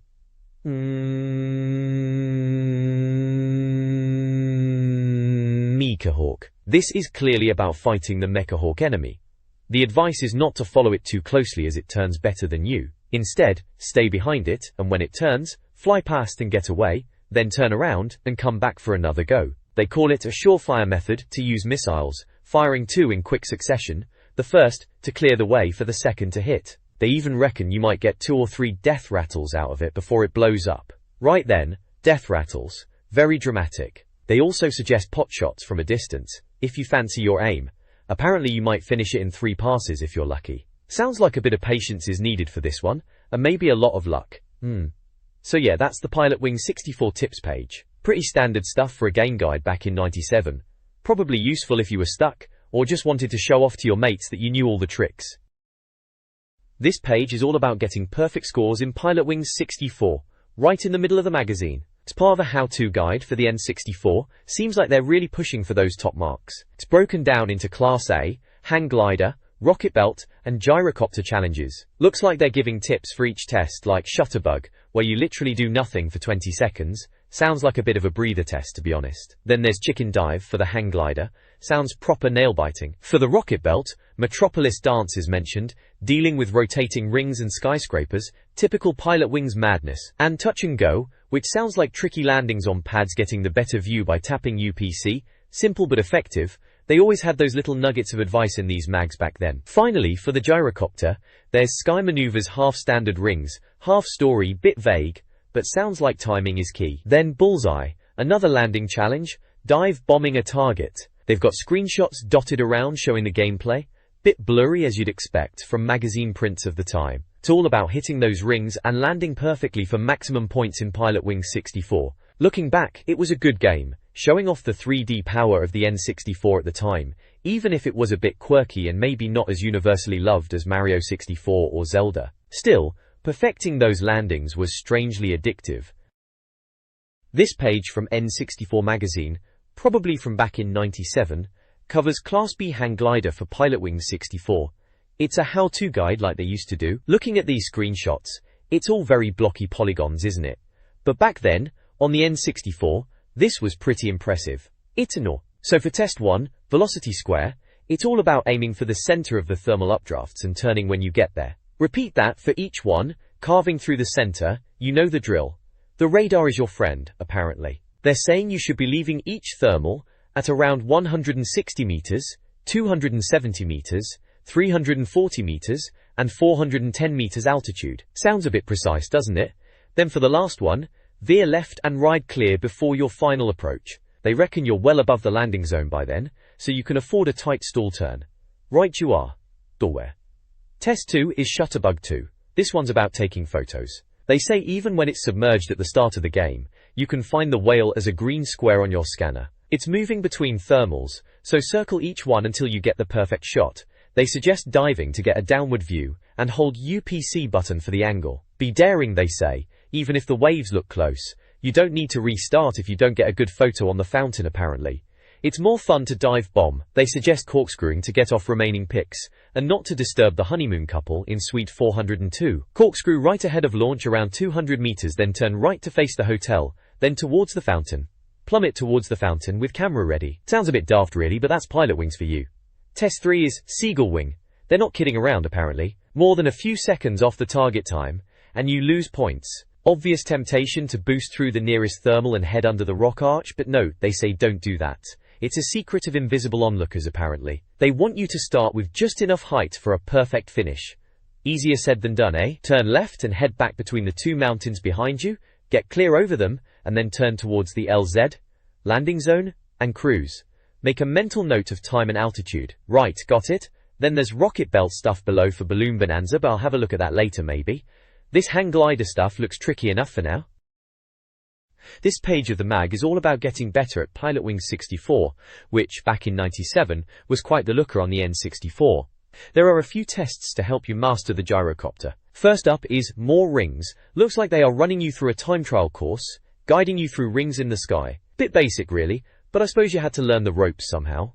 Then there's Ironhead. This one's about hitting green balls to keep them in the air. Sounds a bit daft, but probably teaches you about trajectory and that. Gyrocopter River Run is next. Looks like a fast run through a city with white rings to collect under bridges and through arches. They're saying go full speed for this one. Metal Horizon is target practice, hitting targets in a canyon. They are saying you can only afford one circuit, so sounds like you need to be accurate and quick. Finally, Mecha Hawk teases some separate hints for dealing with a 300 feet tall spot-welded gym instructor, which is typically cryptic magazine humor of the time. Elsewhere on the page there's a bit about Ego Alter, and how in Wario levels you can hit Mario's face on Mount Rushmore, and apparently on Little States level too. They're saying it's better on Little States. There's also a wish fulfillment section pondering moving your office to the Caribbean, and mentions Shigeru Miyamoto, talking about beaches resembling Nintendo Japan's Kyoto offices, a bit of whimsical nonsense there. Finally, Holy Texture Mapping talks about a rock formation looking like the Turin Shroud in Everfrost's Birdman Star Stage. They admit it's a bit of a stretch, but funny nonetheless. Overall, it's a pretty standard how-to guide for Pilot Wings 64, with a few quirky side bits typical of N64 mags back then. Good times. This page then, in N64 Magazine issue 6, looks like a how-to guide. Classic stuff really for these mags back in the day. It's all about pilot class in Hang Glider. Seems like they're trying to get you up to scratch on a few of the tests in that game. Vugo.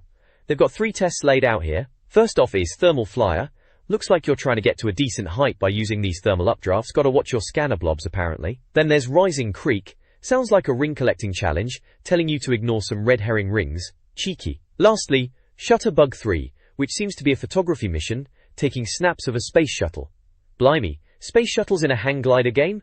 Right then. The reviewer reckons Shutterbug 3 feet is a bit of a git, says scoring top marks is down to luck as much as skill. Remember spending hours on these sorts of challenges back then, didn't we? Always chasing that perfect score, even if it was probably impossible. They mention getting a gold badge and perfect 100 scores. Sounds like a right grind. They're even talking about CPU editor boss being interested in some boat photos. It's all a bit much, isn't it? Still, it's hang glider tips and we were all lapping this stuff up back then, weren't we? Anything to get better at the latest N64 games. This page of the magazine is all about getting perfect scores in Pilotwings 64. It's got tips for the rocket belt challenges, Echu. First up is Dark Cavern. Apparently to ace this one you've got to go full throttle and keep tapping Xi to adjust your turns. There's even a sneaky hidden route in the first tunnel if you find number 6 torch, which leads to a shortcut, though they say it's probably not worth it unless you're already a Pilotwings pro. They mention something about clicking R for the exit, and then switching back to normal view. Sounds a bit fiddly if you ask me. Next it's Diamond Head. For this, they reckon the trick is to keep tapping the green ball from underneath, to keep it in the air, and heading for the goal. Bit of a cheesy tactic, but if it works, it works. And apparently, there's some cheat involving Ironhead, but it's only for the NTSC version, so no good for us, PAL gamers. Fact. Then there's Touch and Go 2, which they call unfriendly for time limits. Basically, you need to learn where all the landing pads are before they even appear. Top C for a ground view is recommended. They say to nail the first couple of pads and you're sorted for fuel. Use A to burn between pads and B for gentle landings. Less time on the ground, less to worry about the wind makes sense. Finally, there's a little, I know a place, box about a shortcut in Little States. Using the rocket belt again, from Mission A1, to fly to San Francisco. Apparently there's a green office block there with a hidden passage that takes you to Central Park. Sounds like a bit of a daft Easter egg to be honest. Eek! Oh, and there's a bit about a warp near the shuttle pad in Florida. Hangar doors slightly open, rocket belt textures, and then bam, Washington DC. Again a bit silly, but those were the days, weren't they? Pilotwings 64, good game, though perhaps a bit easy to get perfects on once you know the tricks. This page then, takes me right back, doesn't it? Looking at some tips for the gyrocopter in what must be Pilotwings 64. Crikey, remember that? Proper launch title that was. Seems they're showing us a glitch to get high up in the sky, saying about holding the accelerator and pulling back on the stick. Reckon I tried that back in the day, probably ended up crashing. Shee.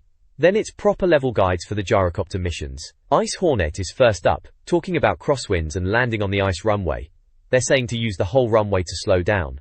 Makes sense, ice is slippy, in it. Balloon Rush is next, mentioning shooting targets, saying it shouldn't take too long. And finally, Mecha Hawk again, going after that bloke Mecha Hawk. Apparently he's a bit nippy, and you've got to be quick.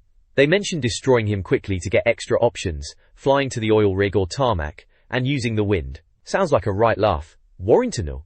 Down at the bottom, they're banging on about extra levels for the cannon. Remember the cannon levels? Tricky blighters. They've got angles here for Goose, and reckon Hawk's ballistic descent is better for the harder targets. Then they list these super cannon, ultra cannon, and miracle cannon things, with directions and elevations. West 50 degrees, elevation 1.5 degrees for super cannon, that sort of thing. Looks a bit complicated for my old brain now, but back then, I'd have probably spent ages trying to figure that out. And right at the end, Birdman stars, telling you where to find the Birdman transformation in different levels. Holiday Island, Crescent Island, Everfrost Island, and Little States. Remember hunting for those? Good times. Yeah, classic stuff this, proper N64 days. This page then, features a section called How to Get Those Elusive Perfects in Pilotwings 64. Seems like they're dishing out some tips for Pilotwings 64. Right at the top, under skydiving, they talk about formation sequences and landing sequences, giving advice for getting those perfect scores. It mentions issues with body angle in formations, and staying at the right height, plus some tips for soft landings on the jetty in Skydive 1. Below that there's Jumble Hopper, looks like it's about using the A button for power and the analog stick for trajectory. explaining how to do high jumps and double rolls. Test 1 triple jump and Test 2 moonlight hop are mentioned, giving some mission-specific advice, like not wasting your first jump in the triple jump test, and taking a shortcut over the treetops in moonlight hop. Cheeky. Yee. Then there's a bit called Skydive 2 and Skydive 3, giving more tips for different skydiving scenarios. Skydive 2 is about locating the landing zone after breaking cloud cover, and Skydive 3 inches is about landing at a square intersection of slopes, with the wind direction being key. And of course, did you remember the chocolates, yes? Classic gaming humor. To the right, there's a free ride section, describing Pilotwings 64 as an ultimate explorer's tool for little states and Hoover Dam, mentioning you can refuel your gas tank at filling stations. Sounds like they're pushing the sandbox aspect of the game. Wars. And lastly, at the bottom right, Day to Night suggests taking the beginner's class rocket belt to the befountained lake on Holiday Island, following the water to the high chateau circled by hang gliders. Apparently if you fly into a lattice grill, night will fall on the island. A bit cryptic that. Typical Games Mag secrets back then. Test 3 Go East is in there too, telling you to use high jumps on the forested mountain and hill hop to the wind generators, then down to Grand Canyon, stay left of the river, and eventually head to Washington, D.C. Washington, D.C. in Pilotwings, who'd have thought? It mentions a pool by the goal and warns about a tiny hop at the end.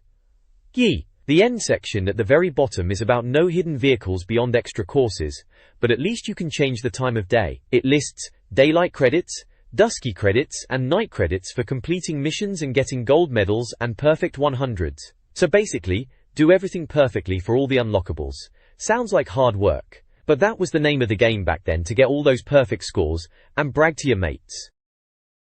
This page from N64 Magazine takes a look at what your choice of character in Mario Kart 64 says about you. Remember when that game came out? Everyone was obsessed, proper 3D karting on the telly, it was a big deal.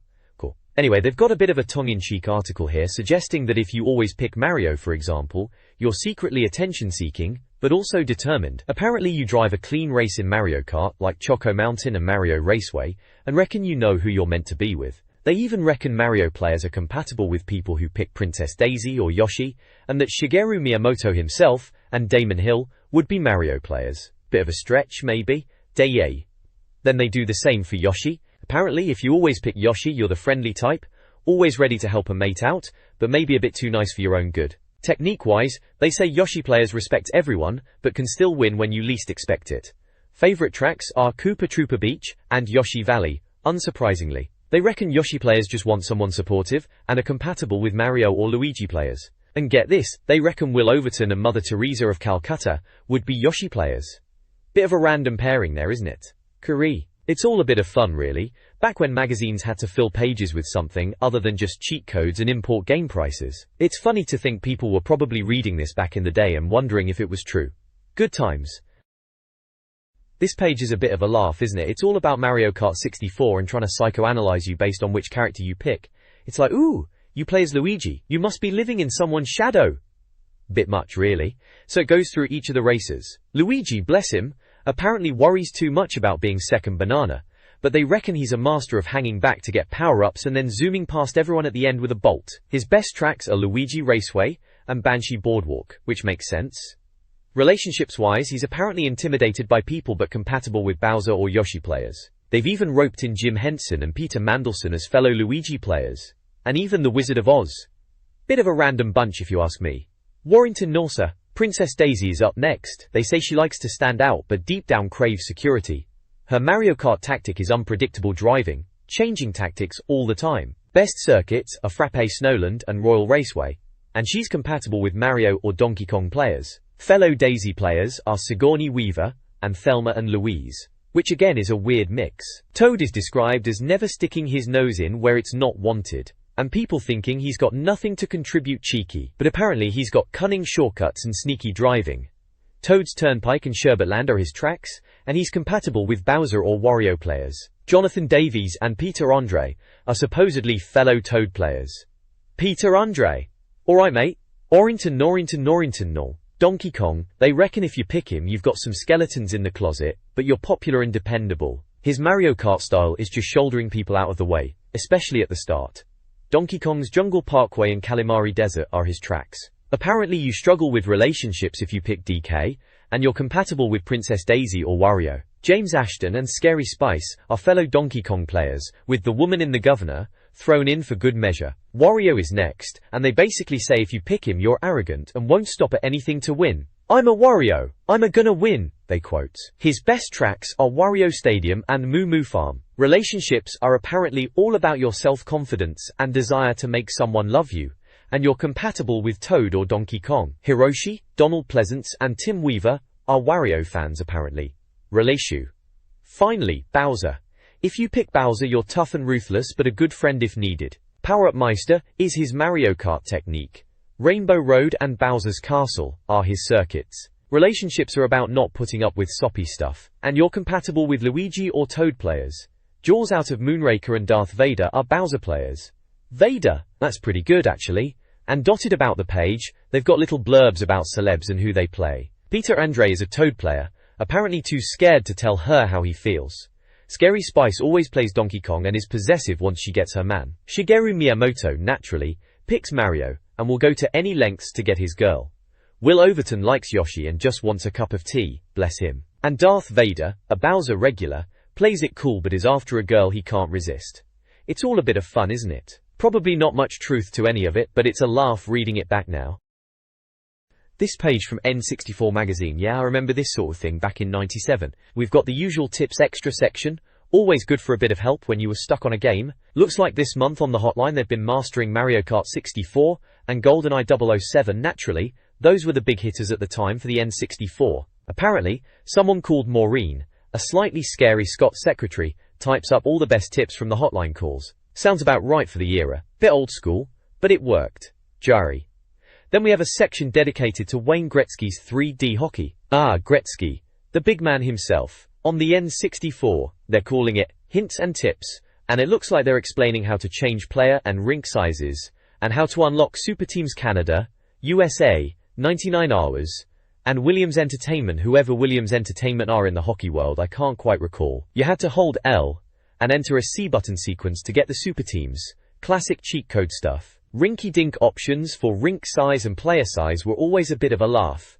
Not exactly game-changing. Finally, there's a bit explaining what the Nintendo hotline is, saying they're expert games players and staff selection is very strict. Reassuring, I suppose, if you were ringing them up for help. Open 7 days a week, dealing with thousands of calls a day. Those were the days before the internet was everywhere, so you'd actually call these numbers to get your game questions answered. Madness really when you think about it now, phoning up for cheats. Still, good memories of thumbing through these mags looking for tips and codes. This page is all about cheat codes for NHL Breakaway 98 on the N64, remember that one? It was alright I suppose, nothing revolutionary, but it filled the ice hockey gap on the console.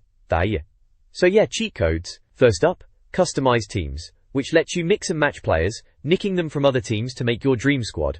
Or a complete Frankenstein's monster of a team, I guess. You had to go into the options screen and hammer away at the C buttons while holding L. Proper button mashing stuff. War. Then there's sneaky ads. A bit of a weird one. Apparently you can see company logos by pressing XI on non-gameplay screens. Sounds thrilling, doesn't it? Probably more interesting than some of the load screens back then, to be fair. Next, invisible player and invisible team. Standard stuff for cheats really, making players or your whole team disappear. Imagine the online griefing potential if we had online gaming like we do now. Back then, you had to pause during the face-off, select replay, and mess about with the L, R and XI buttons. Sounds a bit fiddly to get working, but invisible players, who wouldn't want that? Finally, fight all the time. For when you just wanted to have a proper ruckus on the ice. Pause the game, go to options, highlight fighting, hold L, and then another C button sequence to unleash more violence. Because, you know, hockey wasn't rough enough already. There are screenshots dotted around, just showing blokes playing ice hockey. Nothing too exciting, a bit blurry really, typical for magazine prints back then. It's all fairly standard cheat code fare to be honest. Nothing too mind-blowing, but back in '97, this sort of thing was gold dust if you were stuck on a game or just wanted to mess about. The next page in this issue is all about cheat codes, Proper blast from the past this is. We're in the Tips Extra section, and it's mainly N64 games covered here, naturally. First up is Shadows of the Empire for the N64. They're clearing up some confusion about last month's cheats and giving us a couple of name entry codes for super weapons, and to hear a Wampa roar in the menus. Remember Shadows of the Empire? Everyone was buzzing for that Star Wars game when the N64 launched. Felt like a big deal at the time. Killy. Then there's Hexen for Midway. They're being a bit cautious about the cheats, saying they might ruin the game, which is fair enough. They've got codes for all puzzle items, walking through walls, a cheat menu, and God mode. Hexen was alright, a bit doomy, but with swords and sorcery instead of sci-fi shooters. There's a bit for Dark Rift, which I vaguely remember. It's a cheat for fast endings, probably useful if you just wanted to see the end without slogging through the fighting game itself. And then loads more cheats for Shadows of the Empire. Pages worth in fact, all name-based codes, like Aaron, Demonica, Dimitron, and loads more, including Eve, Gore, Morphix, Nikki, Scarlet, and Zenmaran. And some codes to play as the bosses, named Sonork and Dimitron and Sonork. Seems like they really went to town on the cheat codes for Shadows of the Empire, didn't they? Finally, there's a Your Top Tip box, asking for readers to send in their own tips to the magazine. If they print yours, you get a fancy N64 badge, and if you get the top tip of the month you get something even better, though they don't say what. Probably a t-shirt or something. Good times. This page is from N64 Magazine, blast from the past, isn't it? Readers' top 10 tips. Right then, let's have a gander. Looks like it's all about shortcuts and cheats for Mario Kart 64, Super Mario 64, and even ISS 64, that international superstar soccer game. Duh. For Mario Kart 64, we've got some cheeky shortcuts on Donkey Kong Jungle Parkway, Wario Stadium, and Royal Raceway. Seems like everyone was trying to shave seconds off their lap times back then, using mushrooms and all sorts to jump over walls and cut corners. One tip even reckons you can finish a lap in under 30 seconds on Donkey Kong Jungle Parkway. That's pretty ambitious. Then for Super Mario 64, there are a couple of tips. One for getting onto Lakitu's island in Tiny Huge Land without the Shy Guy, and another for Bowser's Dark World 3, using the blue spinning lift. Always trying to find ways to cheat in Mario 64, weren't we? One for getting glyph. And lastly, 2 tips for ISS 64, one about juggling the ball using left C button for showing off, and another for scoring goals in 3-striker matches using the top C button for a through ball. Those ISS games were alright for a kickabout with mates. 2 Tishra. The tips are from different blokes like Paul Williams from Ipswich, Barnabas Burgess, James Eckersley, and a few anonymous ones. Sounds like Michael Morris, Stephen Thompson and Luke Porter chipped in too. Seems like Aaron Towson got a bit cheeky with his tip. Warrington Yuzu. Right at the end, there's an apology to Paul Harvey and Jonathan Hume. Seems they were supposed to get badges for their tips last month, must have been gutted. Their badges are in the post now though, so that's alright. Warrington Nook. All in all, a classic tips page, exactly what you'd expect from a magazine back then. Everyone trying to get one up on each other in Mario Kart and showing off in ISS. Good times. This page then, is taking us back to the I'm the Best section. Seems like they needed more room for all the high scores. Probably because everyone thought they were a Mario Kart whiz kid back in '97. They're running a Mario Raceway competition which is on page 54 apparently, but this I'm the Best section is branching out to other Mario Kart tracks and even different games. Looks like the top spot in these leagues gets you a gleaming N64 Magazine badge, ooh fancy, and a SharkPad Pro 64 controller from Interact. Remember those? Probably lasted about as long as a packet of crisps. The competition this month is for the fastest time on Luigi Circuit on Mario Kart, and Ben Stiff is currently in the lead with a time of 2 minutes and 3 seconds. Blimey, try beating that. There's some tips for Super Mario 64 as well. Someone called Dawn Ford from Dundee was the first to write in about Zai's Super Mario 64 coin challenge, and she reckons she got every single coin on Mario's courses. Mad Woman. Tips here for Hazy Maze Cave, Tiny Huge Land and Shifting Sandland, classic levels those worrying you. Then there's the Mario Kart 64 leaderboards. American and Japanese versions are separate from the PAL version naturally. Loads of names listed for Luigi Circuit, Mario Circuit, Royal Raceway and Mario Raceway. For Luigi Circuit on the PAL version, Ben Stiff is topping it, followed by Andrew Densley and Andrew Mills, and so on. There are loads of names, proper list of Mario Kart fanatics, mostly for Luigi Circuit it seems. Lastly, there's a New Leagues section. They don't want to be boring, bless 'em. So next month they're adding new leagues for Mario Kart, Koopa Troopa Beach, Frappy Snowland, Bowser's Castle and Banshee Boardwalk. Also Wave Race 64 and Shadows of the Empire, so get your times in for those if you think you're up to scratch. This page of the magazine is from the Club 64 section, the letters page as we used to call them back then. It kicks off with a letter called Eat It, from a reader named Aaron from Halifax, moaning about his parents not understanding his need for an N64 and extra controllers. Classic parent stuff, isn't it? He then goes on about buying FIFA 64, and it being faulty, taking it back to BT's, remember BT's? And getting his money back after some hassle. Good for him, perseverance pays off, eh? Then there's a funny little story about a Tim who was made to listen to Wayne Gretzky's 3D hockey music all day until everyone was fed up and bribed him with 50 pence for sweets, and then they nicked his cart. Kids, eh? Warrington. Next up is Stupid Fools from Tim Cheeseman in Norwich. Bit harsh, Tim, but alright. He spotted an error in the Guinness Book of Records about Maggie Cooper being in Mario Kart 64, showing a screenshot from what looks like an early version of Mario Kart 64 with Maggie Cooper, who didn't actually make the final cut. Fascinating bit of trivia that, seeing Maggie Cooper there, they reckon it was possibly erased on the orders of Mr. Yamauchi himself.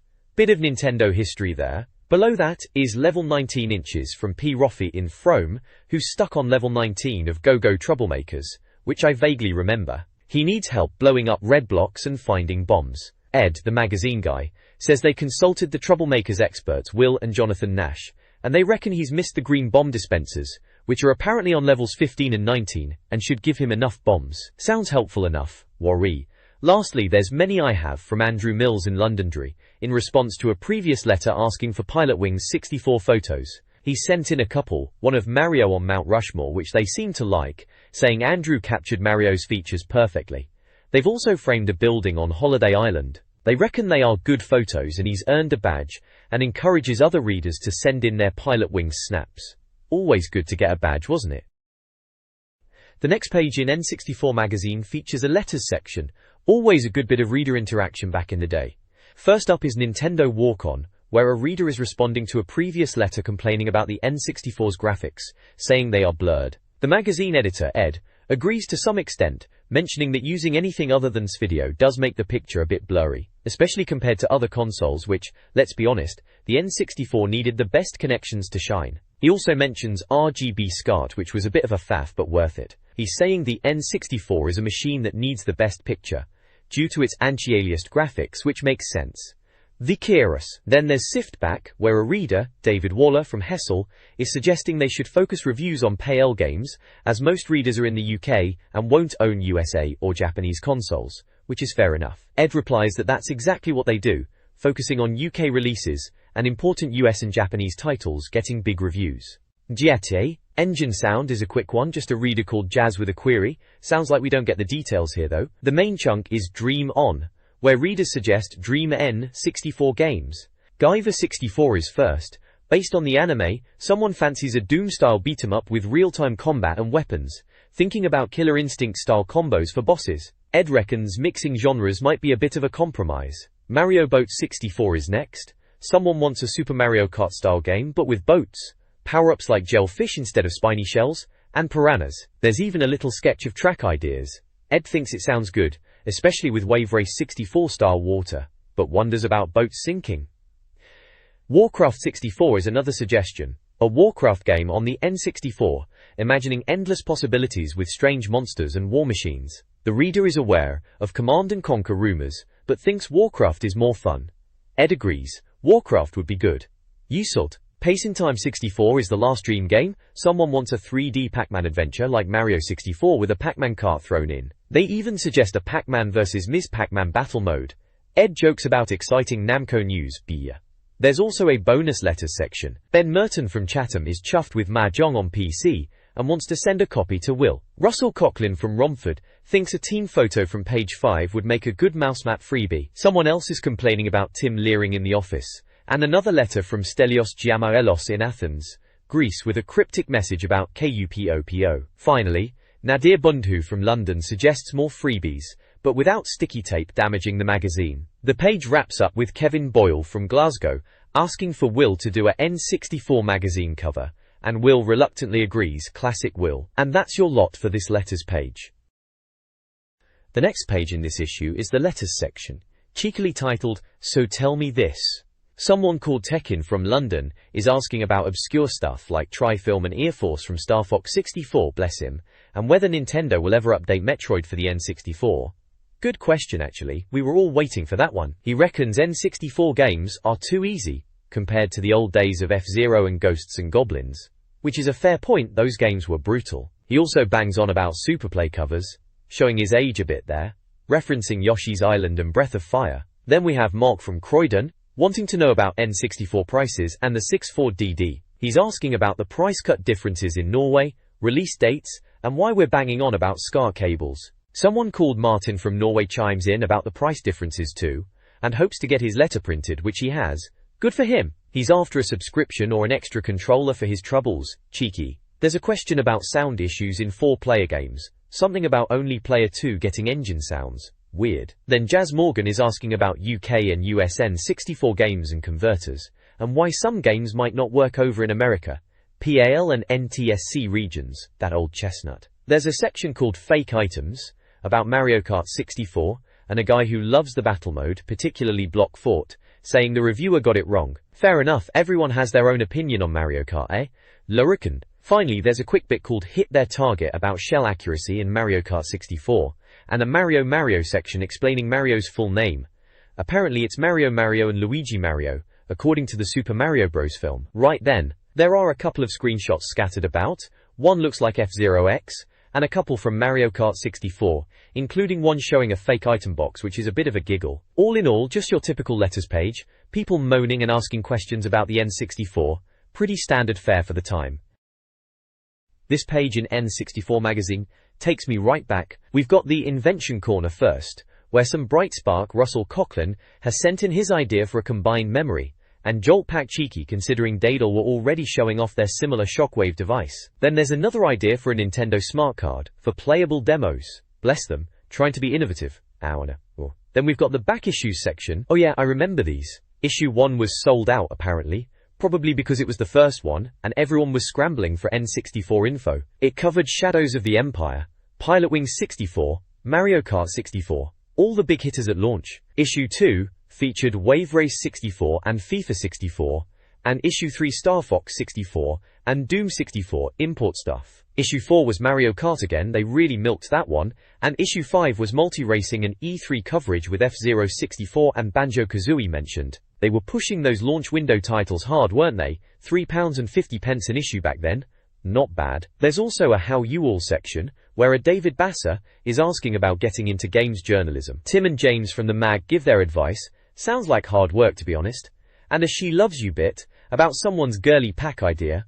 Oh dear, a bit cringe. Finally, at the bottom, there's the order form to send off for back issues, with a postal address and everything. Good old days before the internet took over, eh? Filling in forms and sending checks. Simpler times.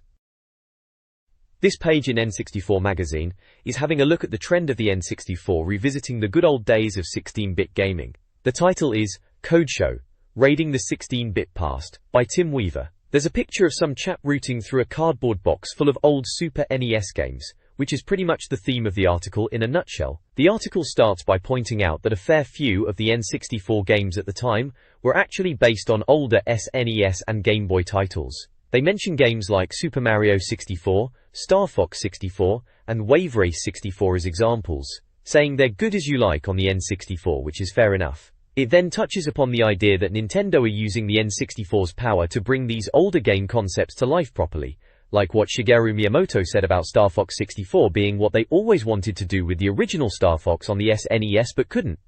Yeah, there's a bit of a dig at some of the 64-bit upgrades though, saying Mortal Kombat Trilogy is lazy, and FIFA 64 and Doom 64 are just alright, also Human Grand Prix, which apparently is fun but could have been on any console. Bit harsh maybe? However, it does praise Mario Kart 64 and Pilotwings 64 as examples of how well the old ideas work when updated. The overall vibe is that, even though some of these updates might not be perfect, the idea of going back to the SNES and Game Boy for inspiration is only just starting and could lead to some good stuff in the future. It's like saying, don't be surprised if we keep seeing more games that remind us of the 16-bit days but on the N64.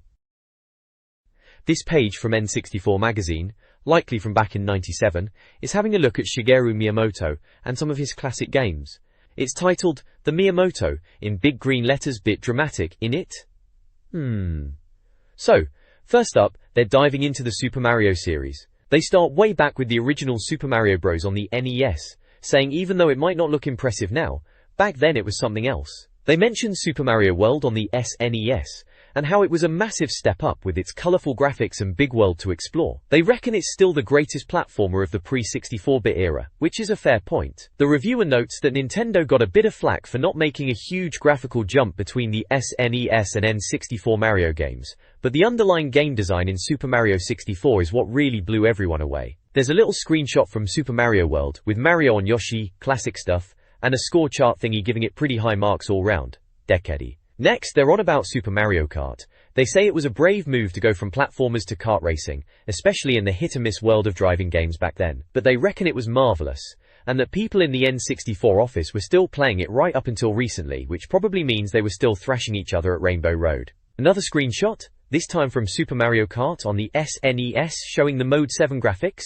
and another score chart with decent scores. Norizuo. They point out it was nearly 7 years old at this point, and was a Mode 7 showcase on the SNES. They mention it was a launch game for the SNES, along with Super Mario World, and aged well despite its difficulty. The only real criticism of the original was the lack of two-player mode, but they hint that F-Zero 64 will sort that out with four-player. Screenshot from F-Zero on the SNES, showing off the speed, and another score chart, again with solid scores. UV. Lastly, it's Legend of Zelda. They say the Zelda Adventures on the NES and SNES, especially A Link to the Past on the SNES, were defining moments. They reckon Zelda 3, which is A Link to the Past of course, was stunning, and the sheer amount of stuff crammed into it was fantastic. They imply that everyone involved in Zelda games had a purpose and vision that few developers could match, and they are definitely looking forward to the N64 Zelda game due later that year.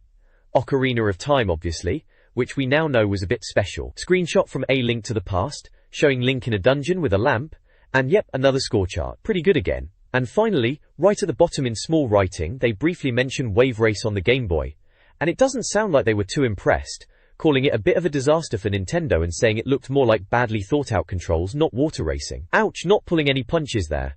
Another score chart, and these are much lower, especially for visuals and sounds.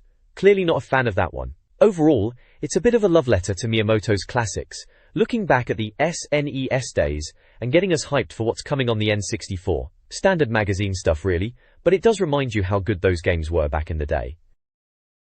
This page in N64 Magazine then, it's having a bit of a look back at some classics under the banner of legacy. We've got a Play Meter section, bit of a fancy name just for saying they're checking out how old SNES games hold up today.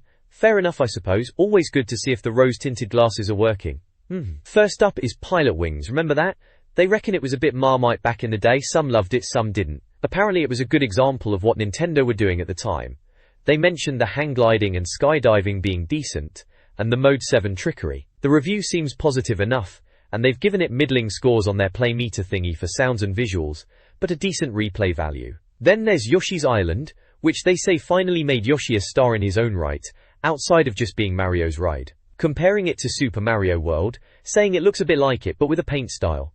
They go on about it being packed with secrets and being well put together. Scores are pretty good on the Play Meter here, especially for replay value and visuals. Dancer Hannah? Star Fox is next. They're banging on about the Super FX chip again, remember that? They're calling it the first SNES game in proper 3D, and saying it blew minds. Some people apparently thought it was just a basic shooter, but the reviewer reckons they missed the point, and that it was ahead of its time. Play Meter scores are alright, but a bit lower than Yoshi's Island across the board. Finally, there's a bit about the 64DD, Nintendo's disk drive thingy. Sounds like it's meant to be out in March, maybe next year, or the year after, who knows with Nintendo, eh? They mention a 64-bit SimCity being one of the first games, and that Miyamoto himself is having a tinker with it. Apparently it's going to be like the old SimCity but with a giant Bowser attacking. Bonkers. They also mention Pocket Monsters 64, which sounds like it's going to be a console version of that Game Boy craze, Pocket Monsters, or Pokemon as it's becoming known. Sounds like they're a bit worried it might be too Japanese for us lot over here though.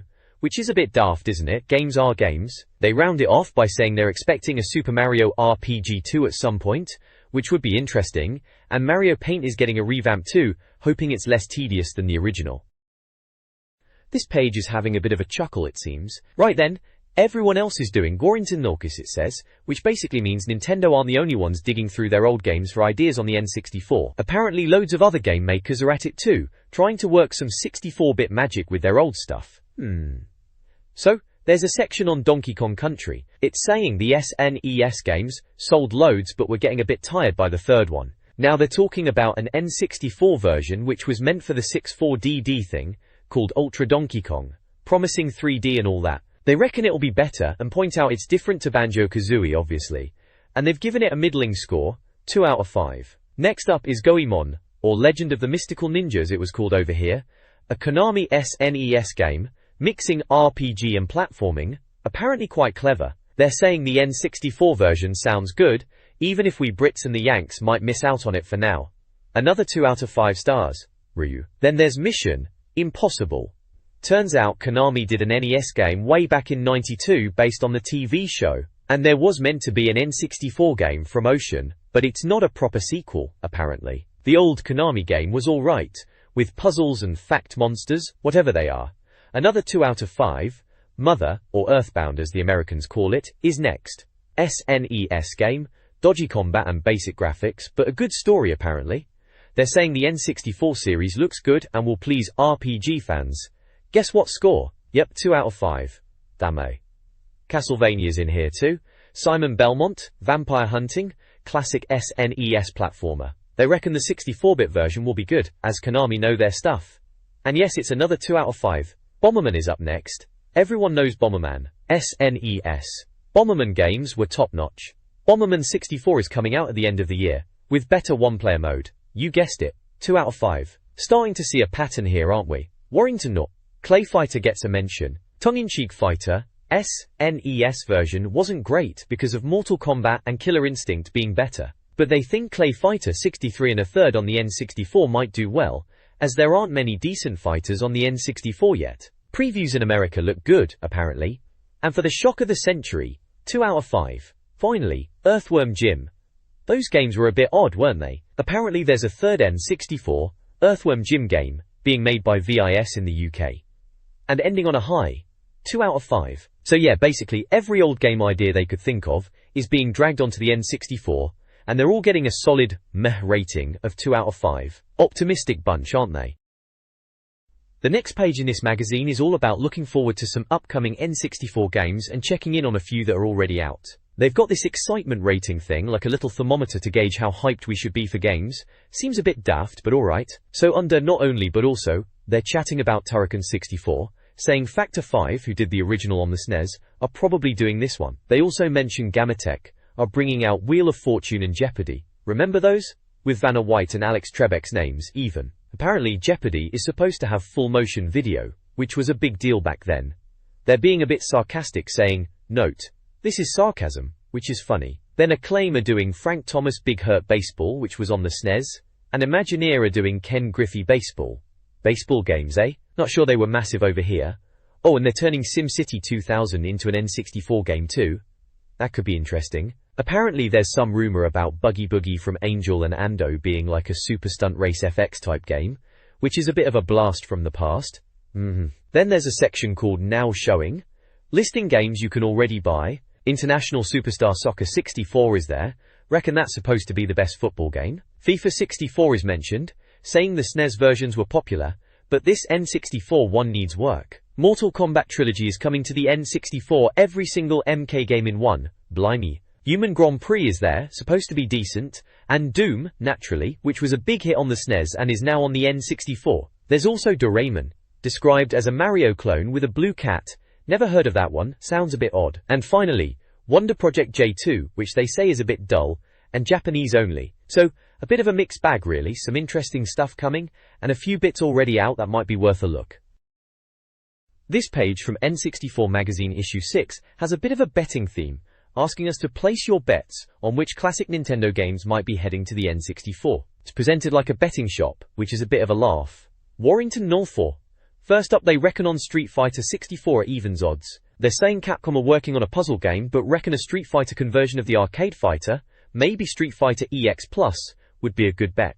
Or, then there's Civilization 64, at a massive 4,501 odds. They mention Sid Meier's classic strategy game and how it's been on pretty much everything, even the SNES. They think we should wait for the 64DD for that one. Sati. Next it's Super Tennis 64 at 64 on odds, so they seem pretty confident about this. They talk about it being a Nintendo tennis game, like Super Tennis, maybe with motion capture like ISS-64. They call it a good outside bet if you want something different from all the Mario and Animal games. Priol. After that we have Probotector 64 at 1001 odds. Remember Probotector? It was Contra in Europe, wasn't it? They mentioned Konami's platform shooter with big bosses. Reckon it could do well on the N64, especially if Castlevania 64 gets good reviews. Finally, there's Metroid 64 at 1501 odds. Blasted to bits, is their going comment. Bit dramatic. They say Nintendo might work their magic on a platform shooter, and Metroid's got atmosphere like Russ Abbott apparently, which is an odd comparison. They reckon it will happen eventually but not for a couple of years. Typical Nintendo taking their sweet time then. Each game has a little screenshot from the original game, just to jog your memory I suppose. It's all just speculation really, but fun to think about what could be coming to the N64 back then. This page in N64 Magazine September 97 issue is having a bit of a laugh about SNES games they reckon shouldn't make the jump to the N64. It's titled Be Gone, and it's all about games they think are a bit past it really. They've got these mock betting slips for ActRaiser 64 inches and Sensible Soccer 64. ActRaiser 64 is at odds of 150 to 1, and they reckon it's difficult to tell if it will even happen. They describe the original ActRaiser on the SNES, or SNES as some called it, as a decent mix of platforming and God Sim stuff. Sensible Soccer 64 is even more of a long shot at 500,000 to 1, describing it as a perfectly formed little game back in the day, classic football software. Then they run down their top 10 list of SNES games that should be left in the past. Number 1 is Pit Fighter 64, saying it was rubbish even back then with no special moves and only 3 playable characters, hardly a fighting game. Tintin in Tibet 64 inches is number 2, calling it boring, even with an exotic setting. George Foreman's KO Boxing 64 gets a mention for being a bit of a joke about a has-been boxer, and they imagine the fanbase being his mum. Pacific Theatre of Operations 64 inches is number 4, a war game where you sail ships and get blown up. Fun stuff. American Gladiators 64 inches is in there too, saying if Gladiators wasn't bad enough the first time, now it's American. Cheeky. RoboCop vs Terminator 64 inches is at number 6, saying you get 20 seconds to comply, obviously. Beavis and Butthead 64 inches is number 7, with a load of he-hes you can imagine. Rise of the Robot 64 inches gets a ribbing, saying Brian May might do the guitar music, robots fighting to the death maybe. Jeopardy 64 inches is just, at number 9. And finally, at number 10, it's Wheel of Fortune 64, with a simple, oh dear. There are screenshots of ActRaiser, you know the dragon thing, and Sensible Soccer showing a bit of in-game action. They've even got insider tips which are basically sarcastic comments. For ActRaiser, it's about Enix possibly already testing the N64 waters, mentioning, go, troublemakers, and Wonder Project J2. For Sensible Soccer, they're joking that it would be helpful if Sensible Software were actually doing anything these days. It's all a bit tongue-in-cheek, really, typical N64 mag stuff back then. This page is all about teasing what's coming up in the next issue of N64 Magazine, issue 7, and also giving us the index for the current issue, issue 6. Right then, for issue 7, blimey they are banging on about F1 pole position again. Seems Ubisoft reckons it will be a proper good F1 game with an official license, so no more of that made-up nonsense. They're promising it'll be faster than Human Grand Prix, which wasn't exactly a speed demon to begin with, was it? Then there's the usual new games from around the world bit. Apparently things are picking up in Japan and America game-wise. Next month we'll get reviews of Konami's Ganbare Goemon 5, which they're calling the first RPG for the N64. Right, an RPG on the N64, we'll see about that. Plus there's Tetrasphere, a puzzler, and Hudson's Power League 64. Sounds like a mixed bag. And apparently there's some Mahjong game too if you're into that sort of thing. And for the how-to section next issue, it's dastardly shortcuts in Mario Kart. Cheating to win, eh? They're saying they'll reveal some expert shortcuts, including a brilliant one for Frappe Snowland that lets you do 3 laps in under a minute. Blimey, that sounds quick. Boy. CA. Then over on the right we have the index for issue 6. Let's see what we missed. An Englishman in Tokyo. That sounds a bit random. Antiques Code Show. What's that about then? Bomberman 64 preview, fair enough, that was a big one. Club 64, Dream On, and Duke Nukem Future Look. Duke Nukem on the N64. Always promised, never quite delivered, did it? Find it on Game. Fire Emblem 64 news, Forsaken preview, Game Adapter V3 review, Game Japan, Ganbare Goemon 5 preview, Holy Magic Century preview, How To, Pilotwings 64 Perfects, Mario Kart 64 character choices, Hybrid Heaven news, Invention Corner, Lamborghini Challenge preview, Legend of Zelda 64 preview, Madden 64 preview, Mario Kart Championship, Mother 3 preview, N64 board, Namco news, NBA Hangtime review, Ogre Battle 64 news, Planet 64, Puyo Puyo preview, release list, Retro World Rev Limit future look, San Francisco Rush preview, Mario 64 review, Silicon Valley future look, So Tell Me This, Sock Touch review, Star Fox US review, subscriptions, Super Mario RPG 2 news, Tamagotchi review, Tips Extra, Turok 2 preview, V3 Racing Wheel review, Wayne Gretzky's 3D hockey review, Wayne Gretzky tips, Welcome to N64, and Wild Choppers preview. Crikey, that's a lot of stuff in one issue. Looks like they covered pretty much everything going on at the time. Lots of previews there for upcoming games, and reviews of what was already out, like Mario 64 and Wave Race 64. Good times.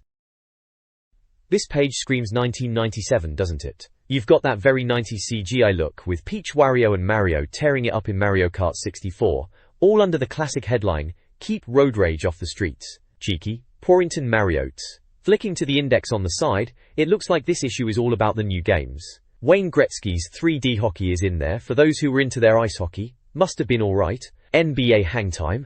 That was a laugh in the arcades. Wonder how it fared at home. Star Fox 64, or Star Fox 64, US as they've specified. Blimey, they must be telling us it's the proper American version. Always a bit of a thing back then. Then we have Shindu Super Mario 64, and Shindu Wave Race 64, which sounds a bit odd. Maybe they're talking about Rumble features or something. Bit of a gimmick really.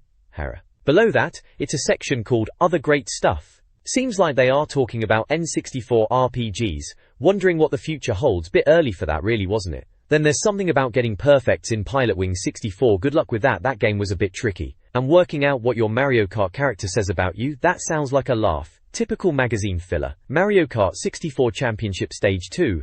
Must be some kind of tournament thing they are running. Sock Touch, no idea what that is, sounds a bit dodgy. And finally, from SNES to N64, a look back at the good old SNES days I suppose, probably comparing the graphics and moaning about polygons. Maris. There are small screenshots from Pilotwings 64 and Mario Kart 64 to give you a flavor. And of course the N64 logo with Get Into It. At the bottom, simple but effective. Right at the bottom it's got all the magazine blurb, future publishing and the address in Bath. That's where they were based, wasn't it? All very nostalgic.